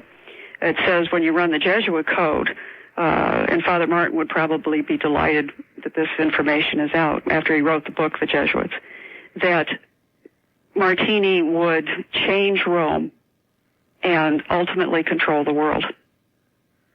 The Jesuits would. And he, of course, is a Jesuit. So you're looking at the fact that the Jesuits are really adopted communistic principles. Not all Jesuits, but some of the Jesuits in power seem to have adopted Marxist tendencies. We see Jesuit priests in Central and South America carrying guns and shooting, which is against what the Pope wanted. He has tried to disband the Jesuits for this activity, but it's just they are in charge. They are working. At least Martini is working. Of course, a lot of the Jesuits have turned up in pools of blood, too. I know, and they have suffered. You have very good Jesuits, and then you have this darker side. And I think that's true with anything. I think the Sandinistas slaughtered a lot of them. Oh, yeah. Hung them from trees and just... Yep. Yes. So, on the one hand, I understand their need. Yeah. But it's still... But that's just an inkling of what's coming.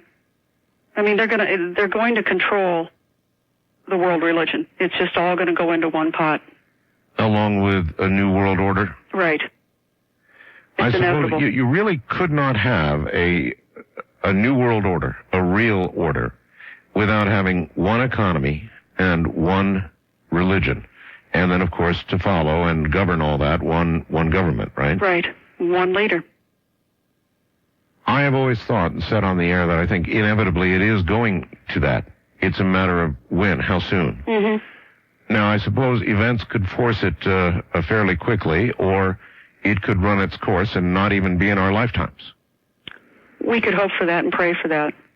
In recent days, it doesn't seem like that's the likely course, does it? No, not when we're going by leaps and bounds towards the New World Order. Yeah. Because it's going to come from security. We need security, so we're going to give away everything just to get it. We need peace. And it's going to be that horrific in this country that we're going to beg for the national ID card. We're going to beg for our freedom to be taken away. Well, fear will do that, won't it? Right. And fear hit us really hard between the eyes. There's a lot of fear around right now. The third secret of Fatima, I spoke both in public and private with Father Martin about it. We had many discussions about it. And then during a period that I was off the air, the Vatican released the third secret of Fatima. And I must tell you, I stood straight up. I read everything I could get my hands on about it. And when I was done, I didn't for 1 second believe they had released the entire third secret of Fatima. What about you? I knew they didn't. I knew it was a lie. I had a Vatican intelligence officer contact me before it was released telling me what they were going to do. Oh, you did? I did. And even to the page count of how many pages they were going to release, and that it was an outright lie.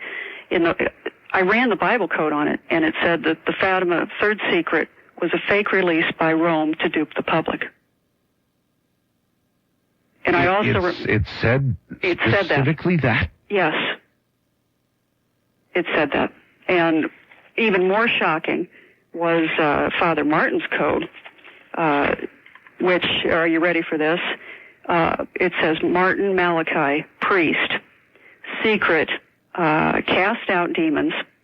It describes him there. That he was killed. Well, I heard rumors that he was pushed. Well, and I have uncovered some information that maybe he was working on an exorcism of a little girl and took that little girl into his home, and that may have been part of the problem. Really? Mm-hmm. None of that's made it to me. That comes from a good friend of his. I did hear rumors from people who knew him. Listen, the third secret, if we really knew it all and knew what was not told to us in the supposed complete final release, what would be ahead? Well, horrors beyond our worst imagining. Nuclear devastation, billions of people being wiped out of this earth in a moment's notice. Why why would the Vatican, which presumably, I guess you should never presume, right, or assume, be interested in any reverence for religious institutions it could gather? I mean, you would think the wilder the third secret really was, the more the reason the Vatican would have to release it. Why would they lie about this? Why lie? Because I think it spoils their plans. If we're lulled into complacency that nothing bad's going to happen, it's a lot easier for them to perpetrate the evil that they're going to perpetrate. That's so hard to swallow. Even when Father Martin used to talk to me about the Vatican, I really, really, really had a hard time with it. Oh, I know. And the Bible code on Father Martin said the priest that knew the third secret, Rome, the underworld, had him murdered to stop him talking. That's very specific. And if they're dirty enough to do that, they're dirty enough to lie about what's coming. Yeah. Yeah, sure they are. I don't know, I almost don't know what to say to all this. It's appalling, and it's disgusting that it's taking place, but unfortunately that is reality. And I think we're going to have to accept reality for what it is, like it or not, ready or not. And the only thing that any individual can do is pray. That's it. We can pray, if you look at the codes and you see that the New World Order is behind this, all of these major changes, all of these diseases, the West Nile virus wasn't something that was just contracted and spread. It was created in a lab to kill us. The Bible code is so specific. It is telling us, and I think God is trying to give us a chance by telling us what's coming and who's behind it for us to stand up for ourselves, for our countries, and to regain our rights. Kathleen, why would God put all of this in a code that it would take a computer to decipher? Many people ask that question. It doesn't. You can do it by hand, and I know people that do use hand manipulation with it. They know how to do it, the skip codes and so forth. Take a long time, though. Yeah, it would, but they can do it.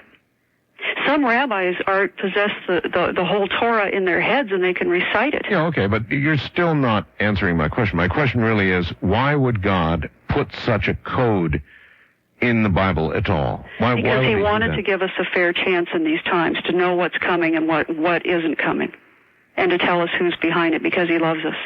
Why would he think that Art Bell would be in the high desert on radio with a back problem? Before the beginning of time, he wrote that, and it was there, and he thought of you. Why wouldn't he tell us? Wait, whoa, slow up. This is just getting to me. You're telling me that in the Bible code, you found Art Bell in the desert, high desert? Did Alan send that to you? No. I sent it to him, yes.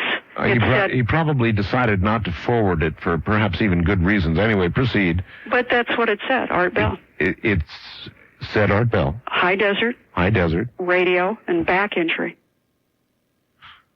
Now, if God cared so much about you to mention that hidden in the Bible code when he dictated the Bible to Moses letter by letter, certainly he's going to tell us about the New World Order and about the diseases that are being fabricated to cull the population. He doesn't want this to happen. Well, if he wrote about my back problem, then how about a little assistance? I'm sure he'd be glad to help you. Have you asked him? Good point. Very good point. How do you, there are people who charge, Kathleen, that the Bible code, that you can find, given enough time, any doggone thing you want in the Bible. I don't think that's true from my experience. I have tried to run a lot of things that people claim that you could find in there. Not everybody comes up. Not everything does come up. I've not found that you can use Moby Dick either and find Art Bell in the high desert.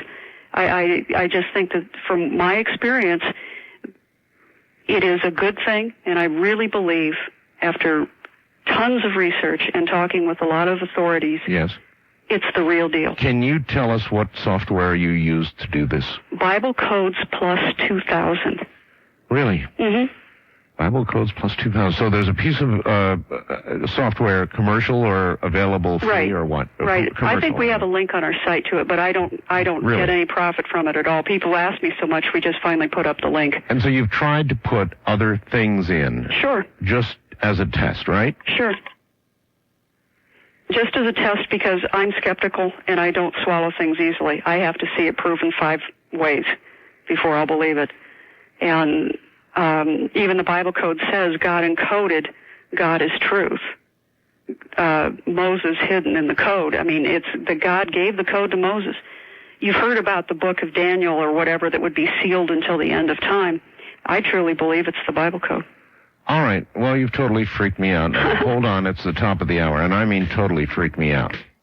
My name popping out in the Bible code. Why should I give any concern to the man? Oh, my gosh. Back now to Kathleen Keating. Kathleen, you're back on the air. Oh, thanks, Art. Hey, your code is now up on the page at KathleenKeating.com if you want to go take a look. It is? Mm-hmm. Okay, I'm going to do exactly that. Okay, I think you can get to it from the front page, from what I've been told, the main page. No, I didn't know that was coming. Well, I mentioned it to Alan, and he said go ahead and do it, and I thought that he had sent it to you, so I hope that didn't come as too big of a shock. A pretty big one. He's even in there. He's in there? Yeah. Good. So you have company. I wonder how many people, I mean, what happens, Kathleen, if you run your friends, run everybody you know and run their name, how many are in there? Well, that's a good question. I don't know. I mean, sometimes they come up and sometimes they don't. Sometimes women are up using their maiden names or they're in their husband's code. So it takes a lot of work to find them, but they're there. I'm trying to go to your link, and the usual thing is happening. See, I can't get there. It's jammed. Yeah, it's jammed. Maybe it's for my own good that I can't get there. That's all right. Well, it's nothing scary. It just says just what I said to you. Back trouble. Back trouble, high desert, radio, Yeah. All right. Let's see, where to go from here. You and I have not really talked about The Gates of Hell, your book, a lot.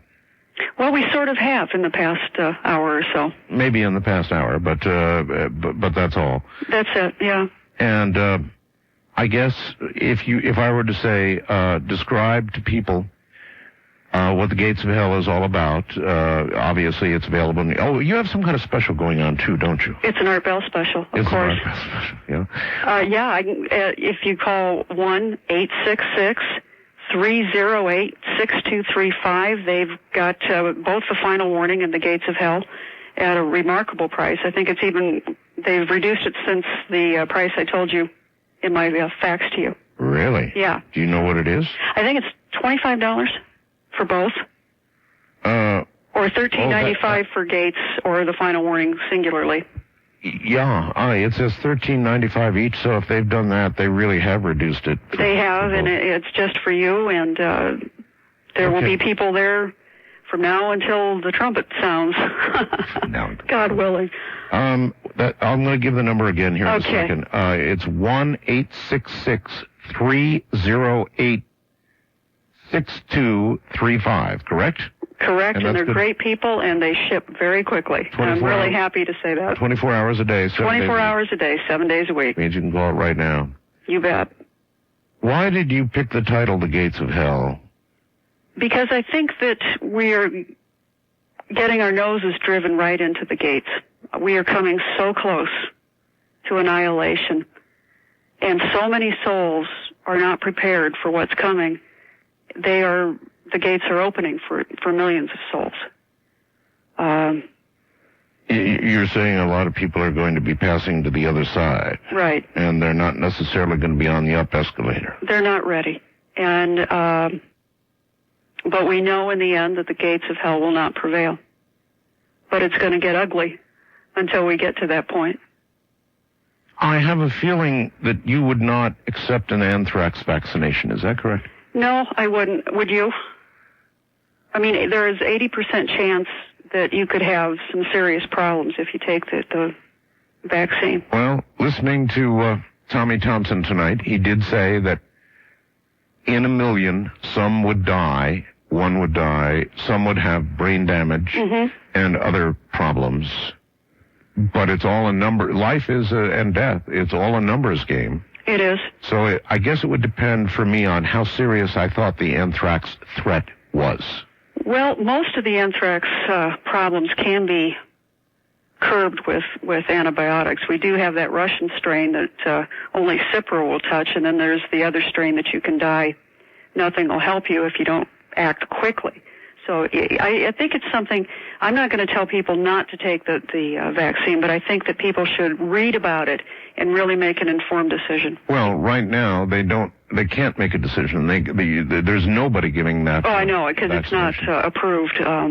But we are seeing a lot of vaccines being developed, and I'm really skeptical about them because of the information I found out about various things like West Nile and Ebola, and the fact that they have been manufactured.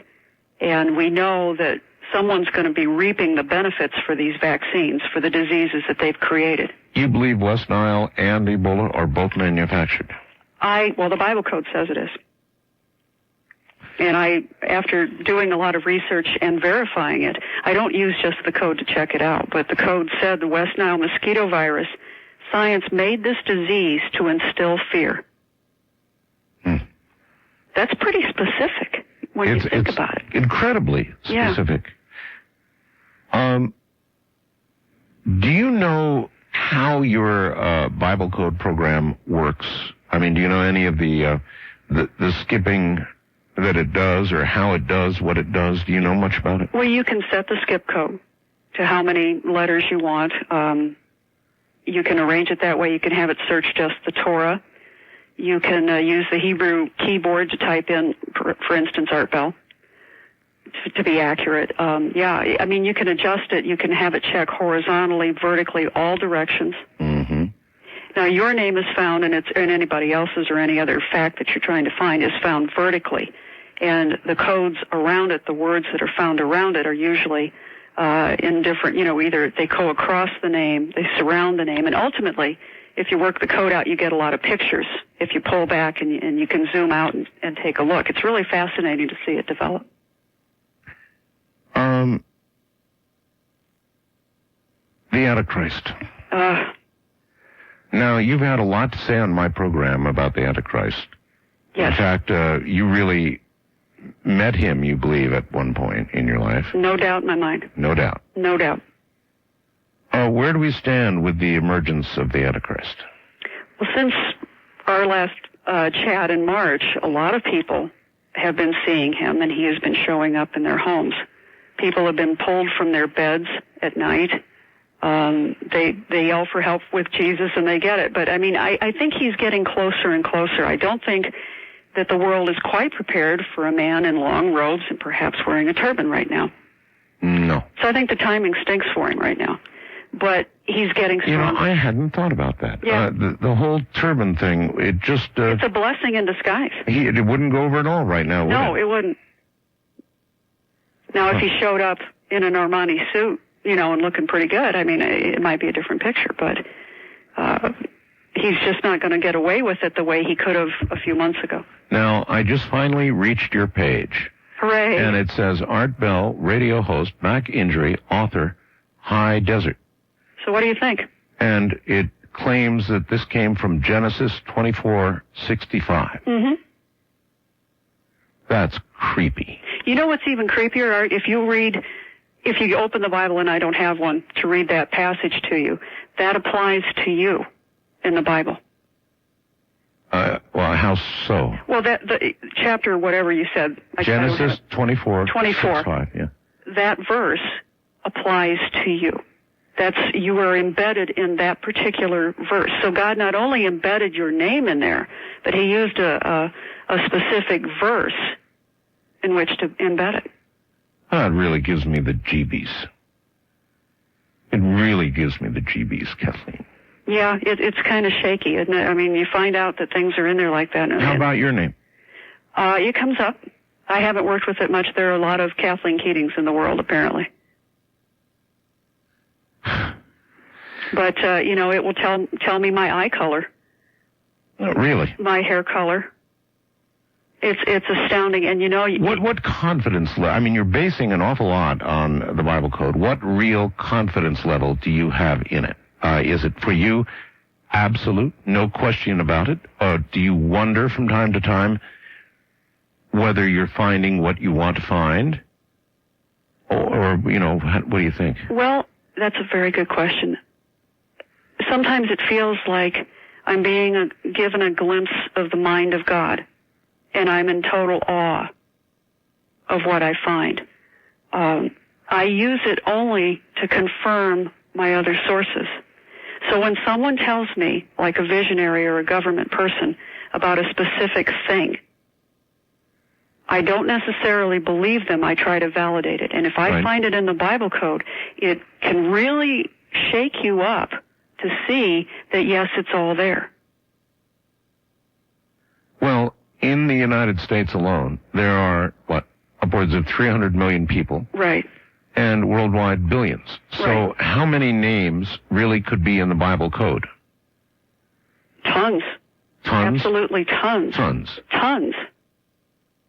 Again, not everybody's in there, but it's the people that are, I'm sure it's in the billions. How many names have you run that aren't in there? I'd say 10% so far. So you're saying 90% are in there? In the past year and a half that I've been dealing with it, yes. Maybe people have different results when they try it. But that's a remarkable hit rate. Yeah, it is. And maybe those other 10% are in there with an in-law or a spouse or something that I haven't been able to find. But again, so I'm clear, you're saying you find 10% or you find 90%? I find 90%. 90%. 90% of the things that I'm trying to find. Uh-huh. That's almost like saying almost all knowledge is in there. It is the book of knowledge, I believe, because it's incredible. Now, we each have 5 paths to our lives, and the Bible code accounts for that because free will's a witch. It's terrible. People make their minds up about different things. They get married, they get divorced. Mm-hmm. But you'd be surprised, Art. I mean, you've got spouses in there, not in your code per se, because I didn't run that. That's personal to you. But people have that. Their first spouse, second spouse, whatever. Deaths are listed, death delayed. It's amazing. Death delayed. Right. People have had, in fact, a visionary had me run their name in the code, and they had specifically had attempts on their life, and it was like 8 different times, and death came up delayed, with delayed right across the word death. And it's just astounding. You are now speaking to the people in New York City, along with the rest of the known world here. Mm-hmm. But surely the people in New York City have been through a lot. What is ahead for the people in New York? Much rougher times. And without the help and with prayer, it's going to get really rough. And I'm sad to say that. Father Martin talked about it for a long time. And I haven't been able to find anything that would change my mind that something horrible is going to keep happening to New York until it's finally decimated. I do believe, though, with all my heart and with all of my research, that we can stop it. We can pray. We can just stop it. If we would only do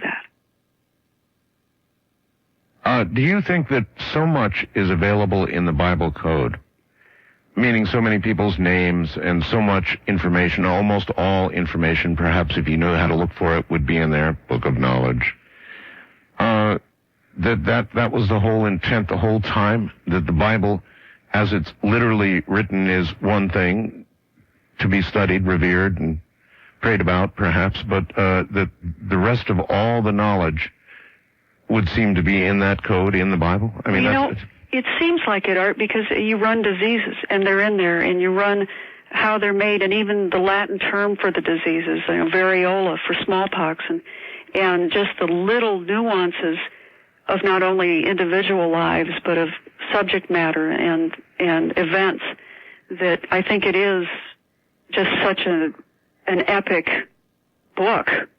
It's just astounding. And I have tried to debunk it. I have tried my very best to debunk it, and I can't do it. What would you advise the average person right now across America, aside from the appeal for prayer and having heard what you have to say about what's coming, give them practical advice. Okay. Well, for tomorrow, I would keep your children home if you're in a major city. Don't let them go out trick-or-treating. That's the first thing I would do. Yeah, I don't think I'd let my children out either. I heard some government somebody, it was Tommy Thompson as usual, say, don't let this spoil your Halloween. As a parent, no way. No. No way. No. It'll be interesting to see what happens tomorrow, and I'm sure some parents will go within their own neighborhoods, to people they know.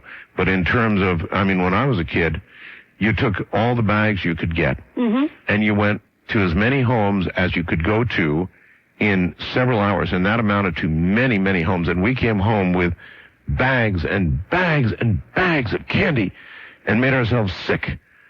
That was the way we used to do it. No more of that stuff, I guess, huh? No, and even in the 60s, kids were coming home with LSD, but now have a party for your kids at home. It's much safer. You know where they are. You know the environment. And if something happens, you're all together.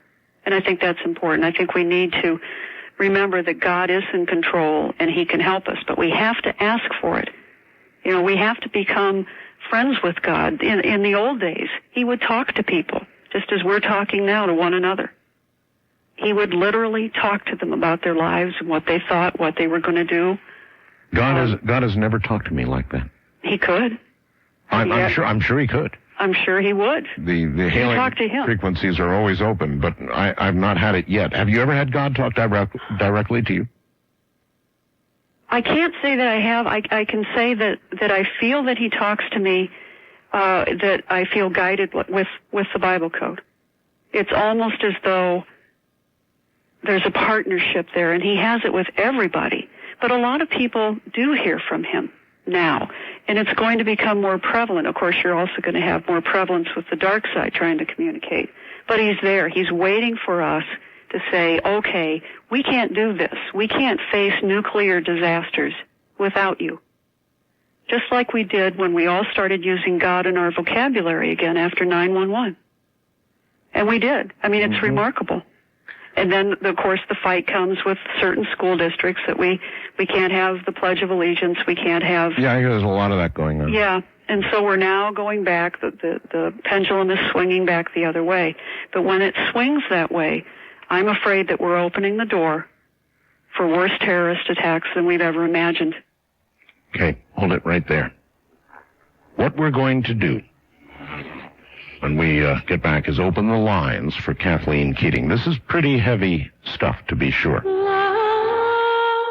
We're talking about the Bible Code. We're talking about the terrorism that's going on and what's going to happen. And none of it sounds too good, with sort of a slim hope that if there are enough prayers, it might be averted for a while. Otherwise... somebody out there is getting ready to rock. I'm Art Bell, and this is Coast to Coast AM.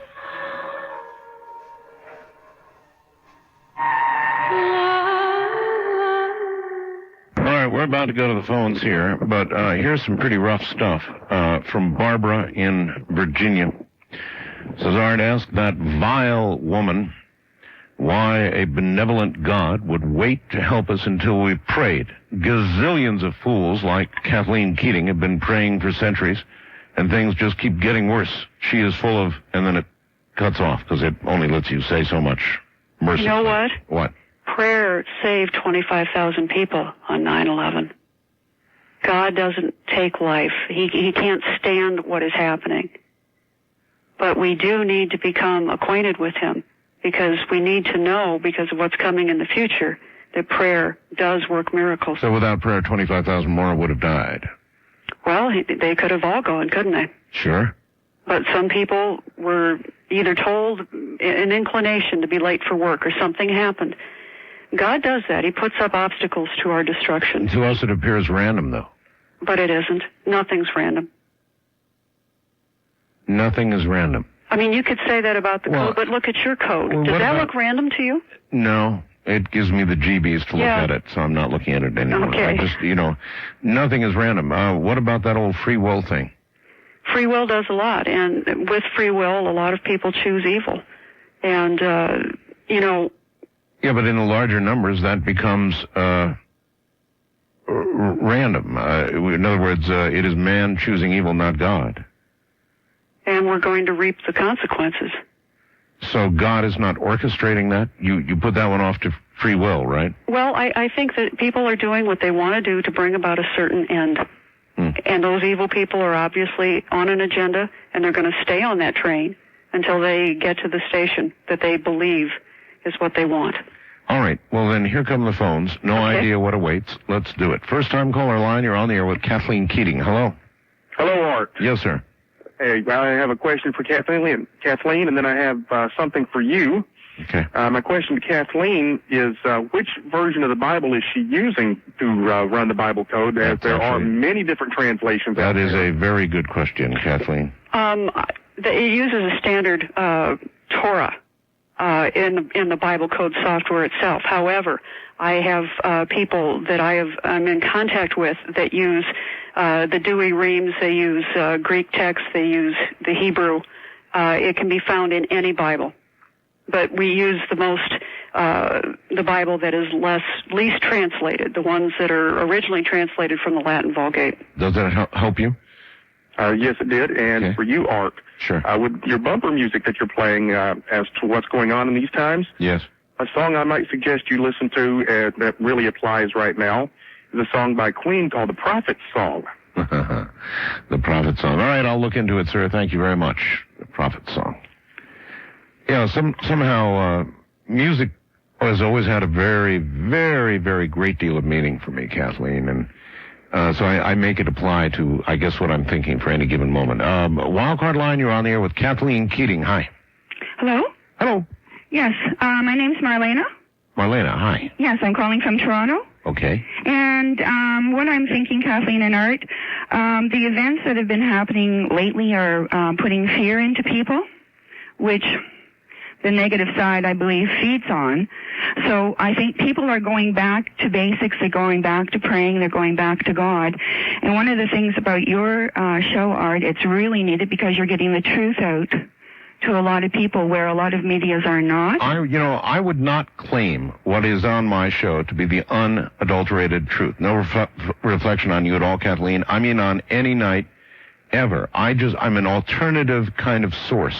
Where people can realize from how they feel in their heart about what the people are saying. But it could be truth you're hearing or BS. Don't make any mistake about that. This is quite true. People still have their free will to choose. Yeah, that's right. I've got an open forum, and you just guaranteed to hear it all here. That's all. That's right. I believe that also. One of the things I just tuned in about by accident about 4 weeks ago, and was then when you did the prayer for Rush. Yes. And how the graph came up on Princeton. Yes. And what I'm thinking is really we do need to be praying. But first of all, we need to be asking God for help, because even though our angels can know we need the help, they can't. A prerequisite, I believe, with them is they cannot help us till we actually ask for it, because therefore we then know we need the help. My guess is Kathleen agrees with that. And so I believe with your show, and we can get out there and be praying and change a lot of events that are happening. Maybe they'll still happen, but maybe not to the extreme that the negative side is wishing it to happen. As she said, 25,000 people were saved through prayer. Yes.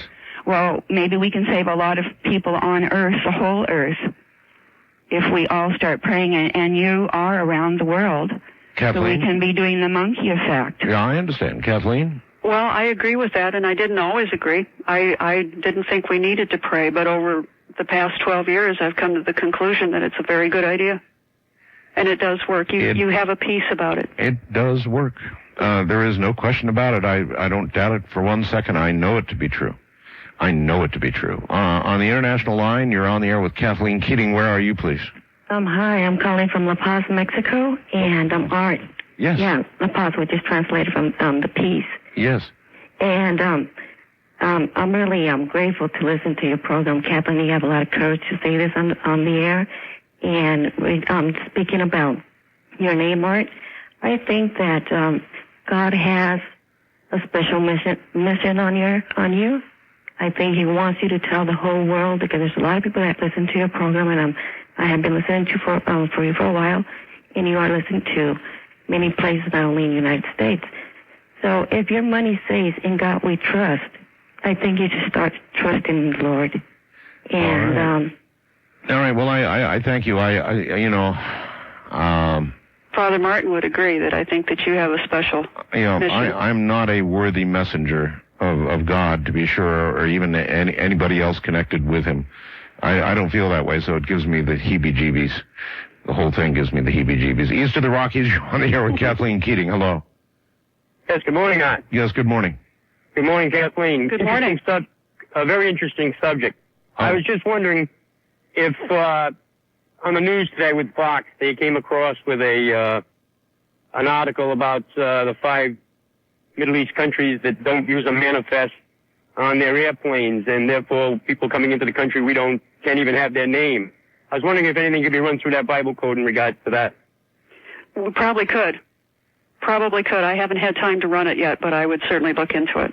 I would appreciate that one, because it seems odd that we allow these planes to come in without even the manifest copies that we can tell who's coming into the country. I certainly agree with that, and it's hard to believe, because when you fly into the country, sir, it is our regulation, not that of foreign airlines, but our regulation, that you fill out a form. As you get mid-Pacific or mid-Atlantic, I've done it a million times, they give you a form about nationality and what you're bringing in, and customs form and all the rest of it. You got to fill that out.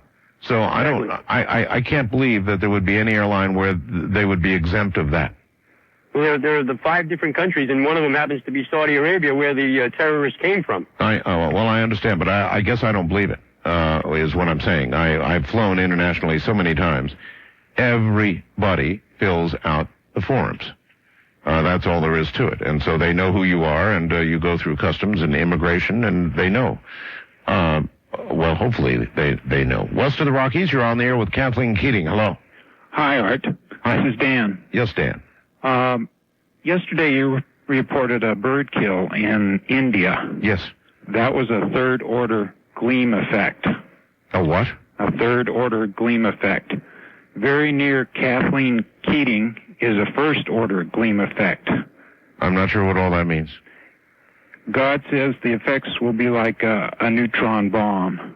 By the way, people wanted to know where that was. People in Jatinga, that's Jatinga in Assam, ASSAM state, are the ones that have observed these hundreds of birds committing suicide. Kathleen, the story is kind of a weird one, and I don't know why I picked it up, but it's a wire service story.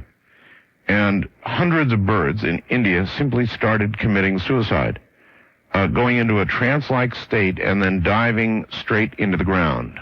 Kaboom.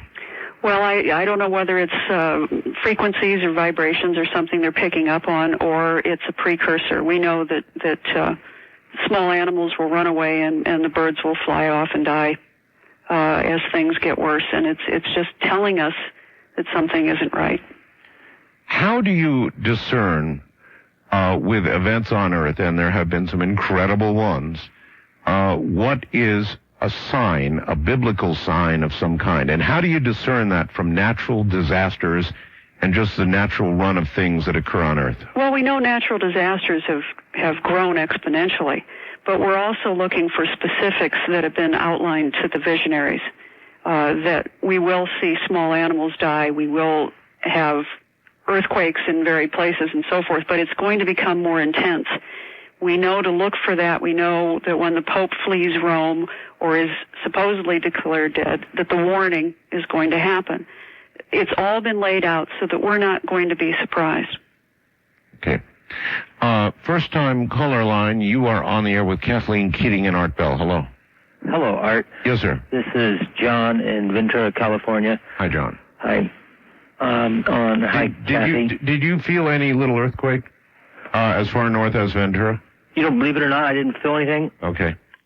I know that there's been quite a few locally in Los Angeles the last couple of days.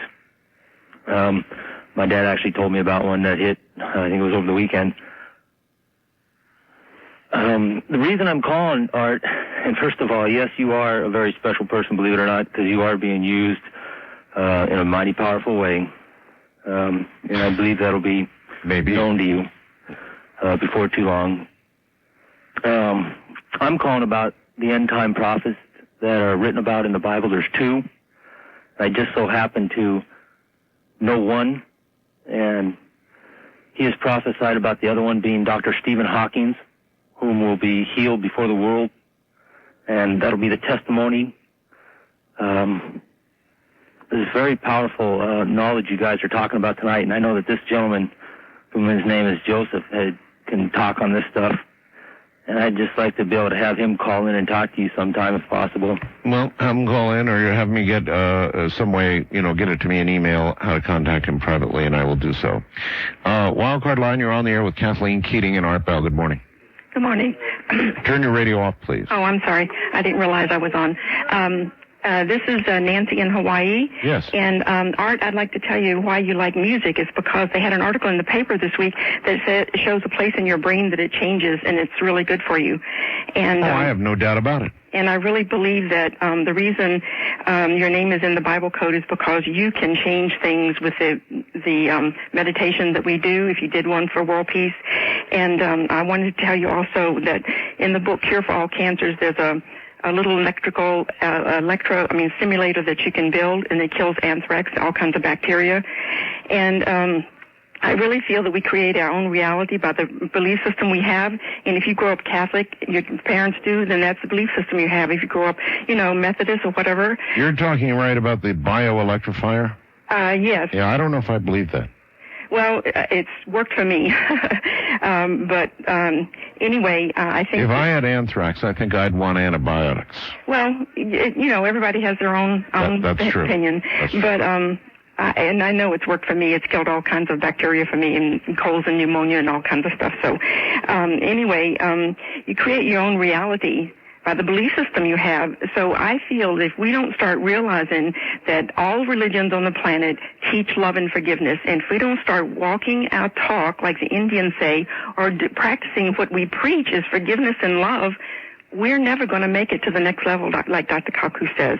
We need to start forgiving people and loving them. Having said that, dear lady, in the face of what just happened to America with the World Trade Centers coming down and the attack on the Pentagon, the anthrax, everything that's happening, what would you do? Would you be giving out forgiveness and love, or would you be going to war? Like you on the Friday night, I would sit down at a conference table and talk to these people and find out what we have done to anger them so much and make them hate us, and see if we can't change that. Killing them is not going to help. All right. On that note, let me ask Kathleen about that. I suppose biblically, turning the other cheek is the operational mode to be in, but I can't do that. And I think we either stop the cancer or it'll kill us. You have to protect your life, too. You have to value your own life and the lives of other people. And if that means that you have to stand up and fight, then you have to stand up and fight. So, God doesn't want this destruction, and if someone came into your home and tried to kill you, you'd try to kill them before they got to you. Yeah, we should turn the other cheek in an ideal situation, but this is war, and things change in war. Yeah, that's my take, too. All right. East of the Rockies, you're on the air with Art Bell and Kathleen Keating. Hi. Good morning. Good morning. Yes, I'm calling to say that I think that this Bible code she's talking about is a lot of bunk. A lot of bunk. Especially saying that your name is in there. If it's in there, someone else put it in there besides God.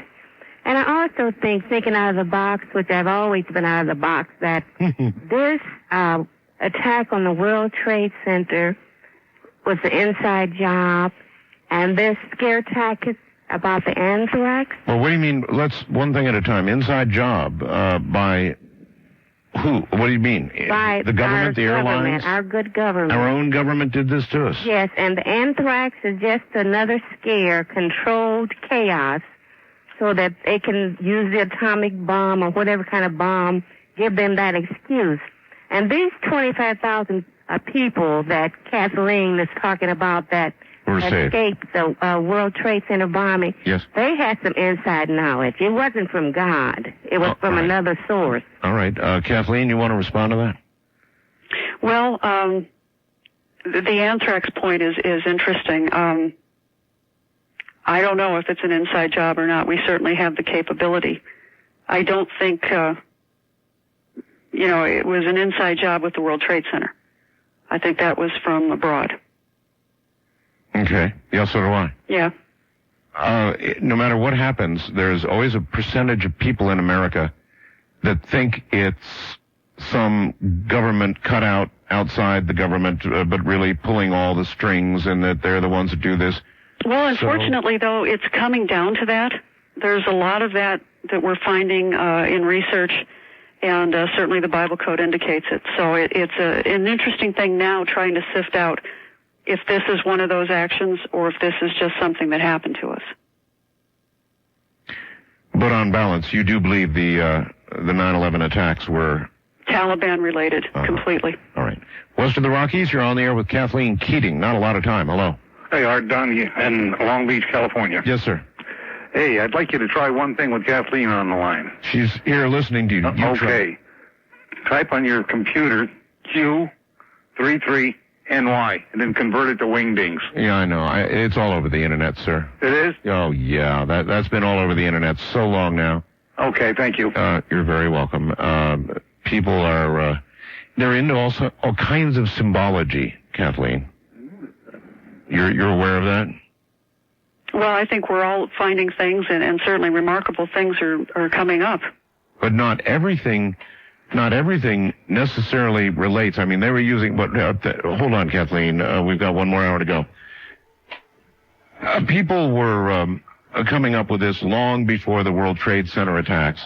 This is just something that's been revived in the computer world for this particular situation, and it's going around the internet like a virus.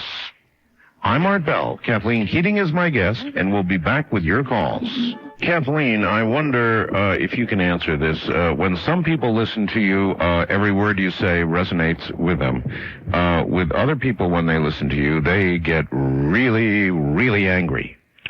I don't know what that is, but it happens a lot, so I guess I'm just gotten used to it. In other words, those who don't want to accept the message, they don't just reject it, they reject it with lots of prejudice. Oh, yeah. Yeah, you can feel it sometimes, but that's okay. That's no big deal. I can understand that. All right. First-time caller line, you're on the air with Kathleen Keating and Art Bell. Hello. Good morning, Art. Good morning, Kathleen. How are you? Good morning. My name's Father Frank. I'm a priest stationed in northeastern Nebraska. I usually listen on 1110 KFAB from Omaha. Right. Art, I'm glad your back is under control. Thank you. An answer to many prayers, I'm sure. Two things. Kathleen, I was wondering, I've also made something of a study of Catholic prophecy and mystics over the centuries, and also of the early fathers. And you're basically presenting their scenario. But there's also this period of peace, and I wondered if you had come across that promised at Fatima and also in some of the other prophecies that comes after the great king or the great monarch, after these tumultuous times, right? Right. Antichrist. I believe that we're going to have a brief period of peace, but the lasting peace, the 1,500 years of the reign of peace, will come after the great, the warning and the great chastisement. And yes, there will be 1,500 years of absolute bliss. I see. But you think that's after the Antichrist comes?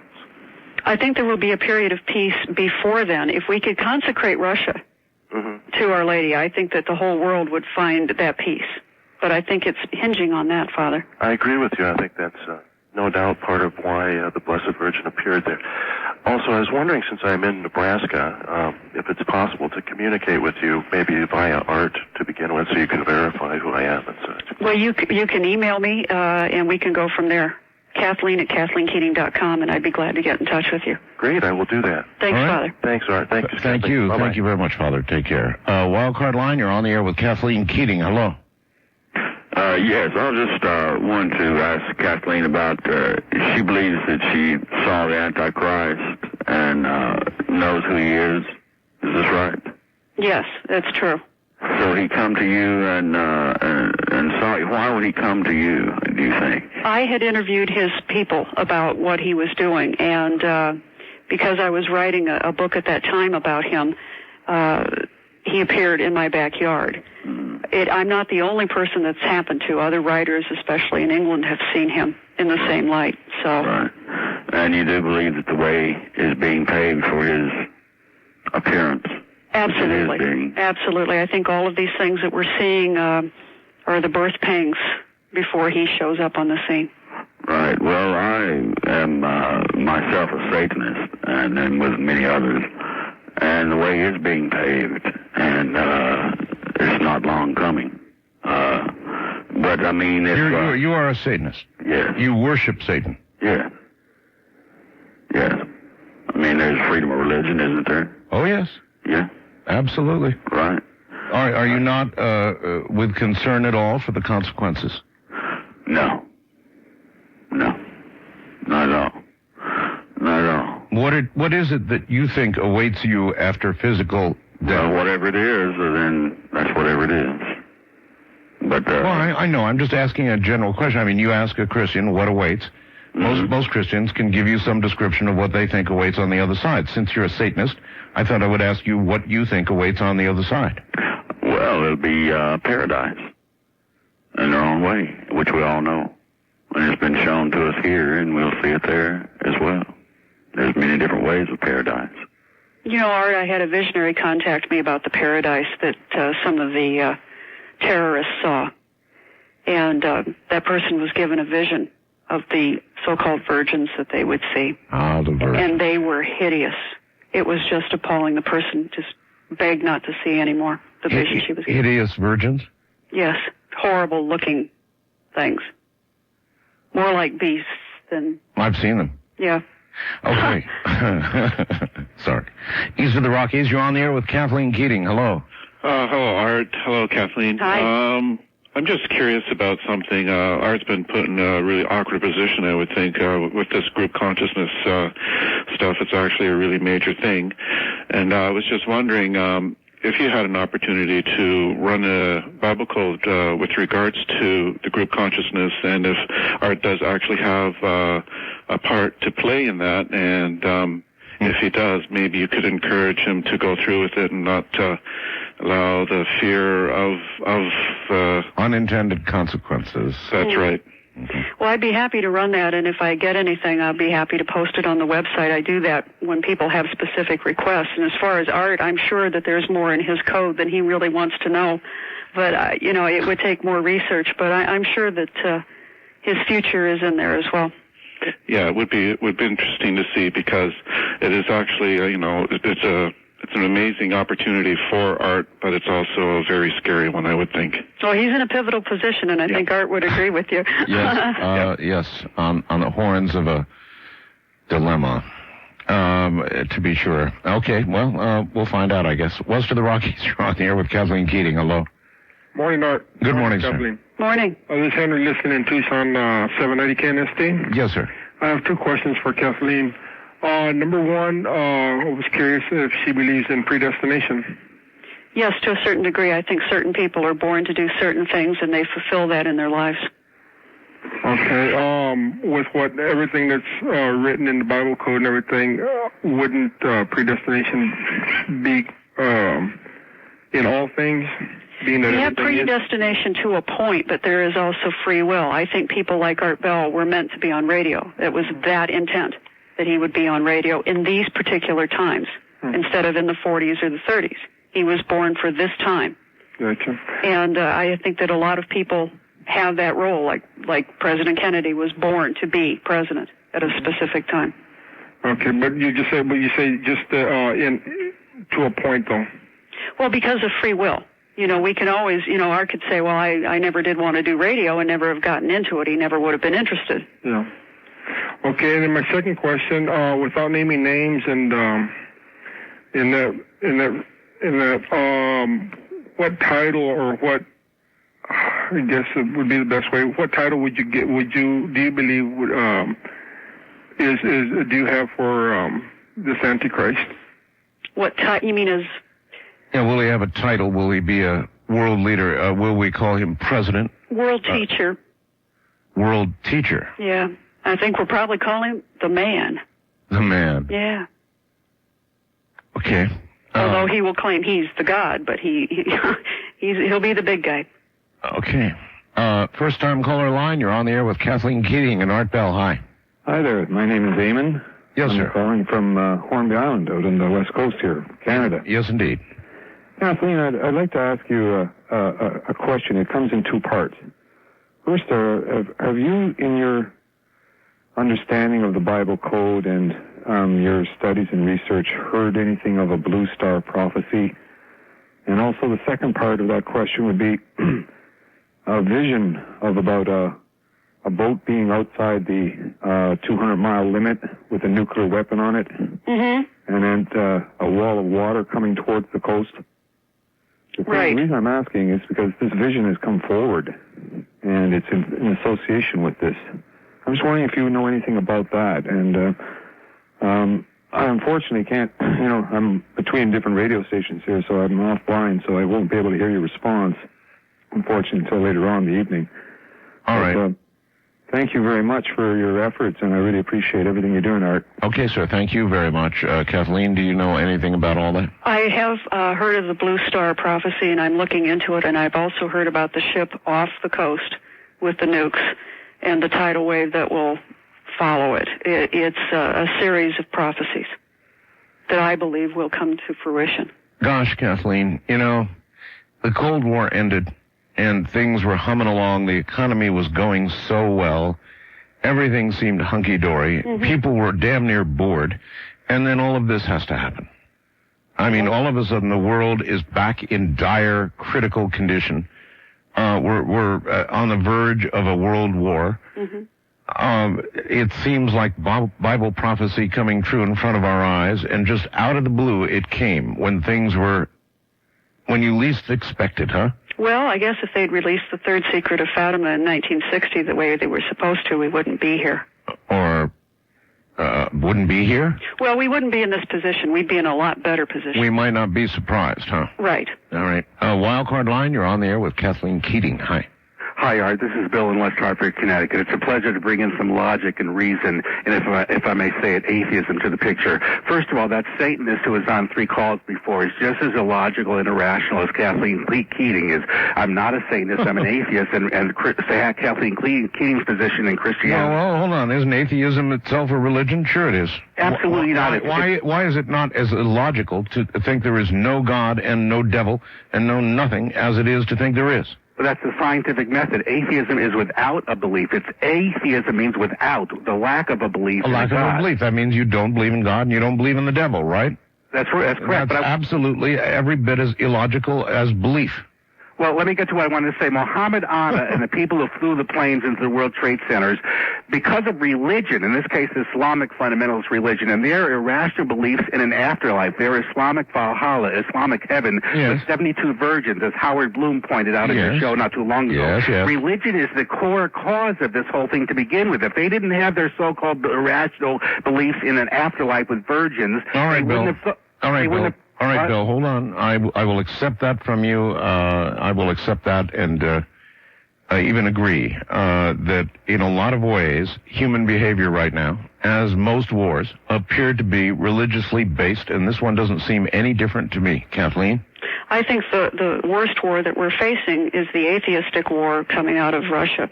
It's not over. It's not dead. They're not dead, and they're going to prove that...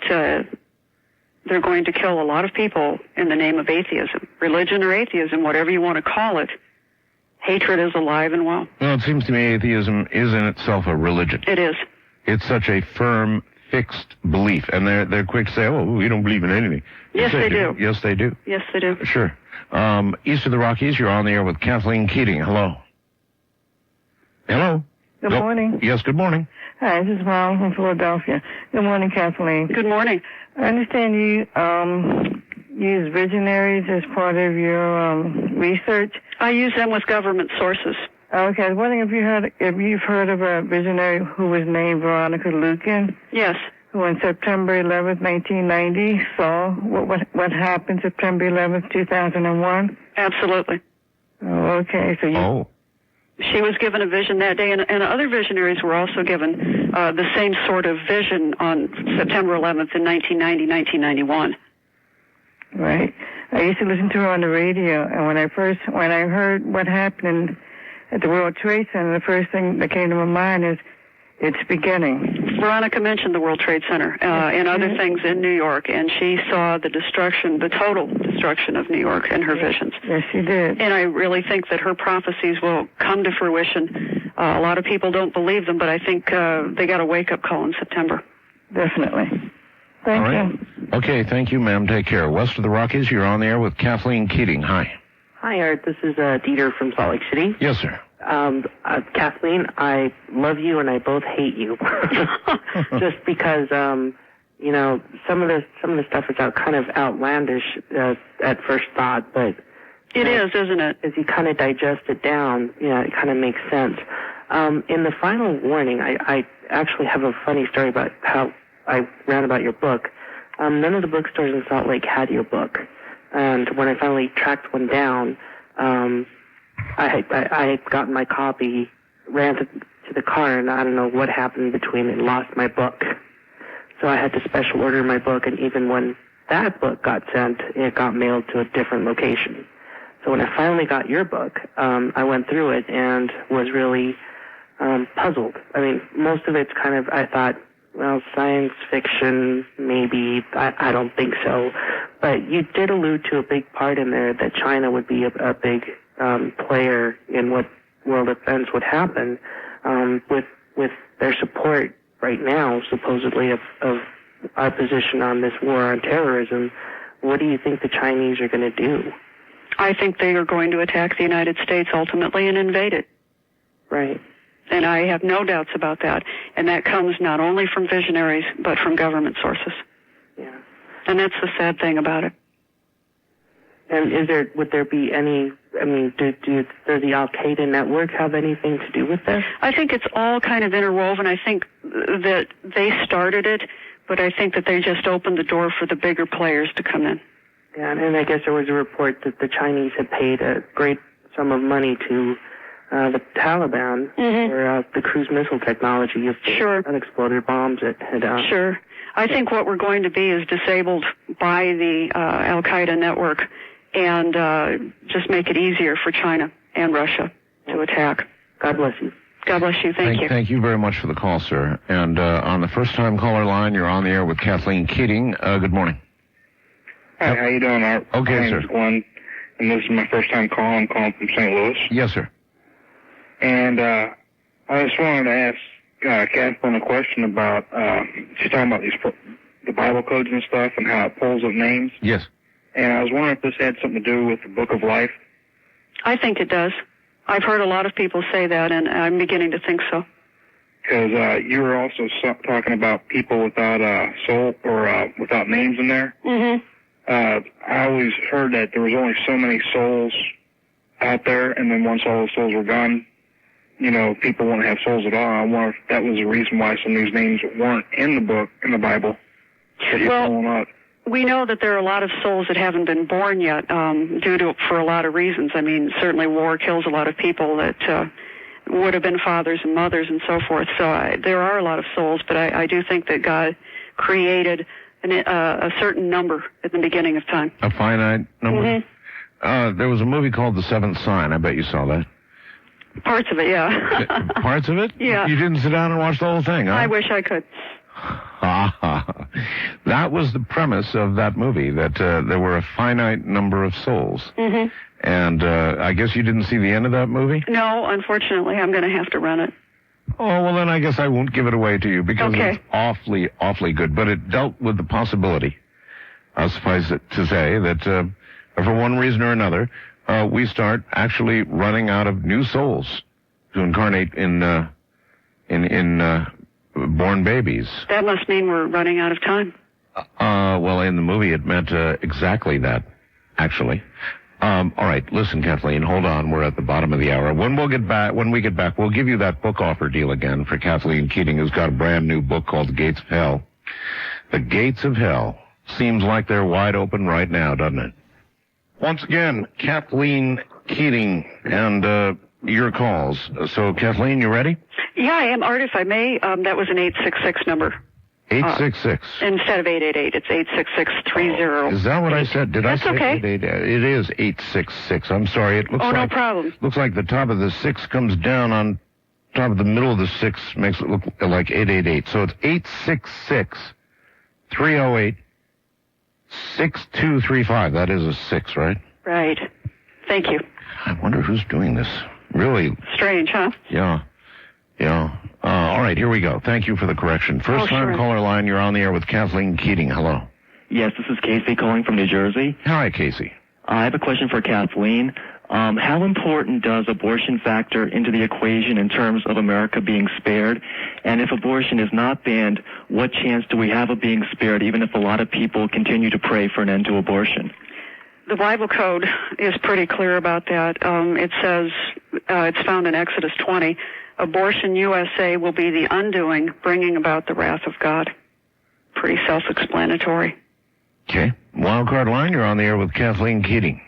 Yes, James Banford, who's the top expert on the National Security Agency, has been appearing in the last few weeks concerning September 11th about his latest book, Body of Secrets. And he's when they discuss this book, the media studiously avoids the most shocking and really outrageous parts in the book, which are drawn from released Pentagon documents and Freedom of Information Act suits that show that in the early 60s, the Joint Chiefs of Staff, from the chairman through the Joint Chiefs of Staff of the American military and the Undersecretary of Defense, had actual plans to perpetrate terrorist bombings against Americans from Miami to Washington, other plans to bomb a U.S. ship in Guantanamo Harbor that the United States military base occupies Cuba, and use this as a phony pretext to frame up Cuba as a pretext to invade Cuba. It was only called off by McNamara because they thought they'd be caught. Well, are you suggesting that all of this was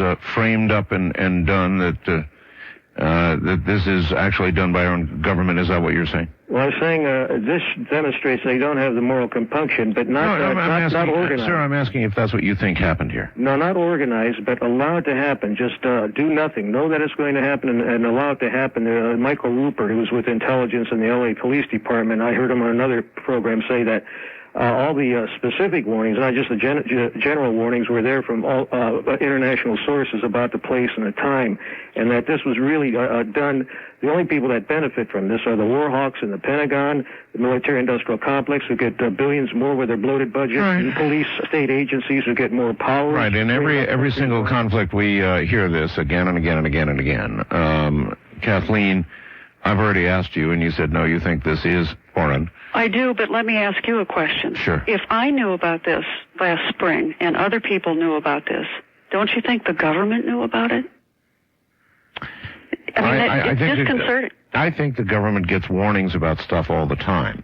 Now, does that translate to they absolutely believed it really for 100% certain would happen, could have stopped it, and just let it happen for some reason like the one that man just outlined?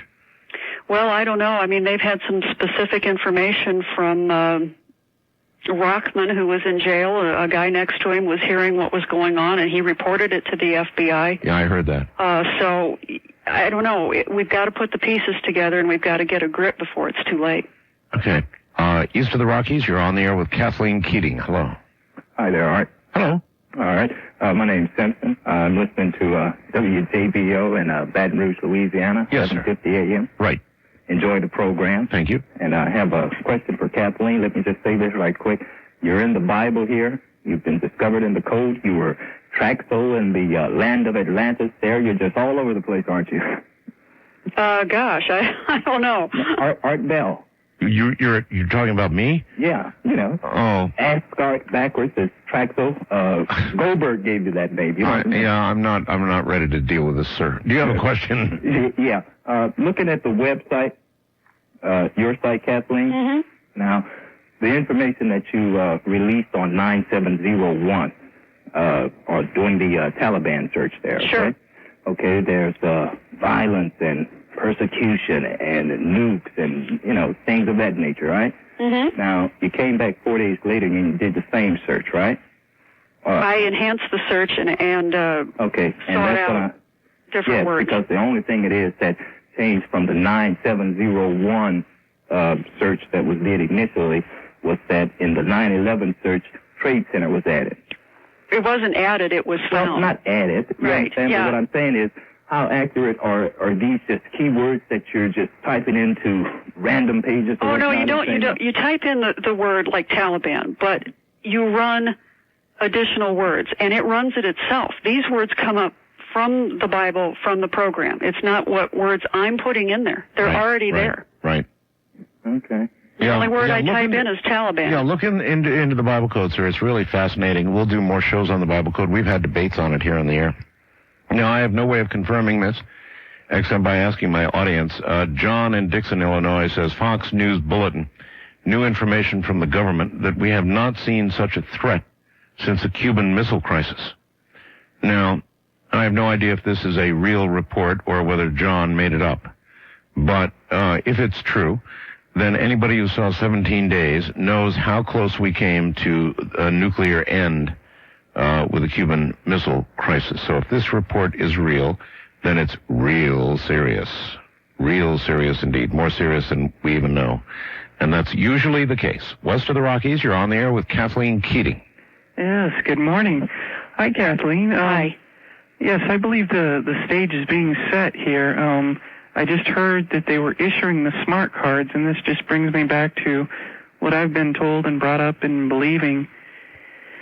And it just was, I was wondering if you had any reference to the receiving the mark of the beast and how that was playing into how the stage was being set as far as them issuing that to the military and then... Well, that's not really the mark yet. It's a precursor. The actual mark will come about because we will need it to buy food and to have jobs. That will be an actual chip placed in our hands or the top of our forehead. You've researched that in the Bible? Well, I've done a lot of research with the Bible and with government sources and visionaries that all seem to say the same thing, even though they never talk to one another. What about the number of the beast? It says to calculate the number. Has that been reviewed or any reference to that in the Bible code? It has. And I've run the code on the Antichrist. That is on my website, and another code is in the gates of hell for you to see. Okay, because the reference that I was told, I don't mean to bring any disrespect, but I was told that it had the title of the papacy. You will see the anti-pope rising out of the Vatican, and he will be the cohort, but the actual Antichrist is not in the Vatican. Okay, then I guess that was just a reference to the beast or the power of the beast. Well, all right. Thank you. All right, thank you. And Dan in Denver, you're right, I'm a goof. It was 13 days, not 17 days, 13 days of the Cuban Missile Crisis that I just happened to recently see. 17 stuck in my head. East of the Rockies, you're on the air with Kathleen Keating. Hello. Hello? Yes, hello. Okay. I want to know, how did she come up with this, or they come up with this computer program that does this deciphering of the word of the Bible? That's a good question. They had mathematicians have been working on it for a long time in Israel and at MIT and around the world. And, of course, they took the Bible letter by letter and put it into the Bible and used mathematical equations or skip codes in order to see if the code actually existed. And they've proved it with astounding results.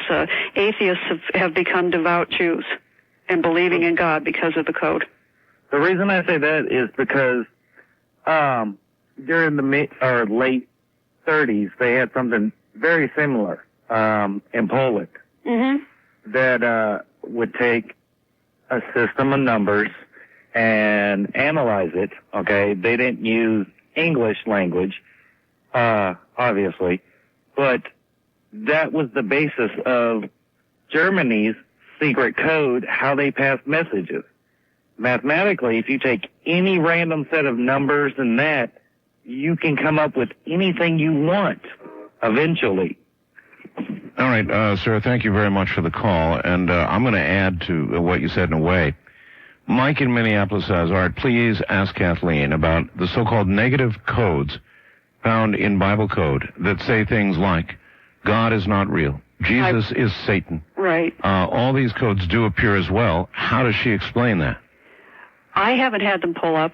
I know that some people claim that they've pulled up, but in the software I'm using, what I get is God is truth, and I don't get those words that other people say they do. And none of the other people that run it concurrently with me have found that either. I research it, but I also go to other people who do it at the same time. All right, here's somebody else, by the way, Kathleen. Mm-hmm. Charles in Canyon Country, California, says, I've heard also on Fox several times now, worst threat since the Cuban Missile Crisis. Well, yeah.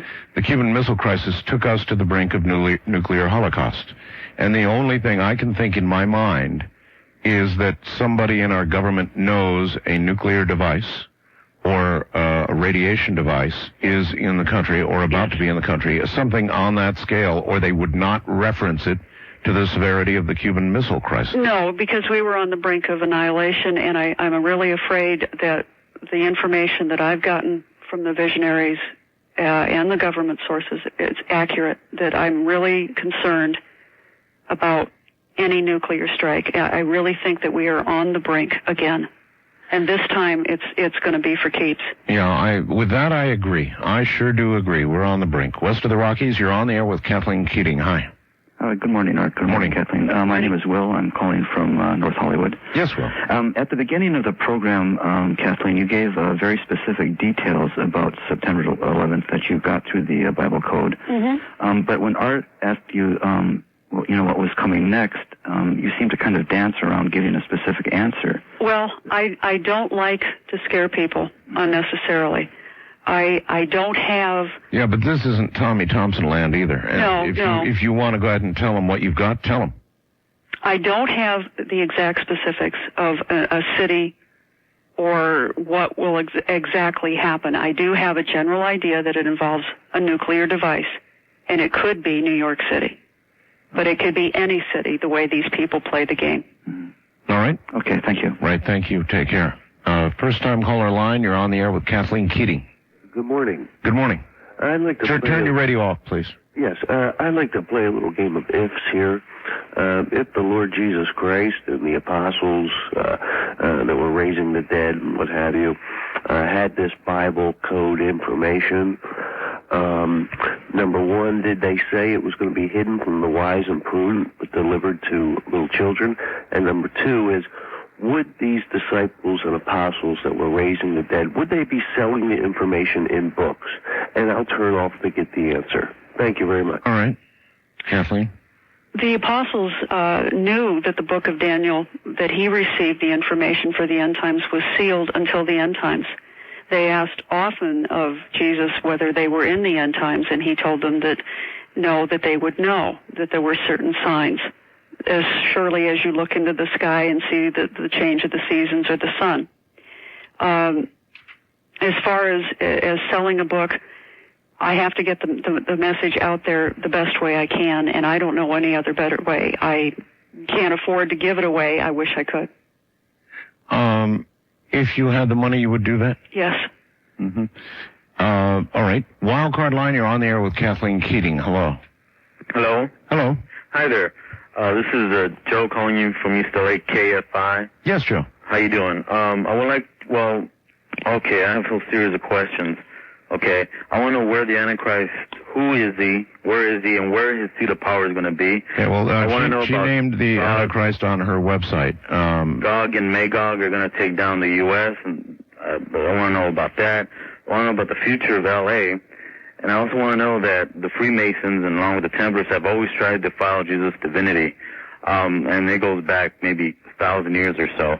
I want to know more about how they're going to, defy Jesus' divinity, how they're going to, manipulate it or destroy it. Kathleen, what you want to cherry pick some from that? We don't have enough time here. Okay, the denial of the divinity of Jesus will come out of those documents from the Temple Mount, the fake documents that'll be released to the world saying that Jesus was merely a prophet, he was not God. And you will hear that again from the Antichrist. And we're going to see major changes in religions that will make that easier for them to do. Okay. Again, your books, 2 books, The Gates of Hell, new book, and The Final Warning. Been out there for a while, but it's quite a read. And both these books are available right now, 24 hours a day, 7 days a week. But a special art bell, some sort of art bell special that makes them very, very inexpensive compared to normal. If you call 1-866-308-6235. This time I know I'm getting it right. That's 866-308-6235. And Kathleen, we're short on time, not a whole lot of time left. Anything else you want to really get in that would be important to get in tonight before we close? Sure. We're at a very serious point in our lives. And whether we have a future or not, and what kind of future we're going to have, depends on how close we are to God. And we need to pray. We need to pray to stop what is about to happen in this country. And we need to band together, and we need to hold our officials accountable for not telling us or for not acting on certain things, and just pray to God that we're spared and that families will not be broken up. Yeah, that's all good stuff to pray for, and you're saying that only prayer will prevent or at least cut back on the number who otherwise will be hurt or killed. Amazing things can happen when you pray. You're working on one more book, aren't you? Torn Sky. It's a faction book in the sort of in the vein of Father Martin, telling the truth without really getting myself killed. That's always good. I guess that's the best way to put it. Yeah, Torn Sky, when you say that, it reminds me of many things that Father Martin said. Many things. All right, Kathleen, as always, it's been great having you here. Thank you so very much. Thank you, Art. It was a pleasure. I appreciate it. Yeah, and if anything new and spectacular comes up, I'll let you know. All right. Okay. Take care. Take care. God bless. Good night.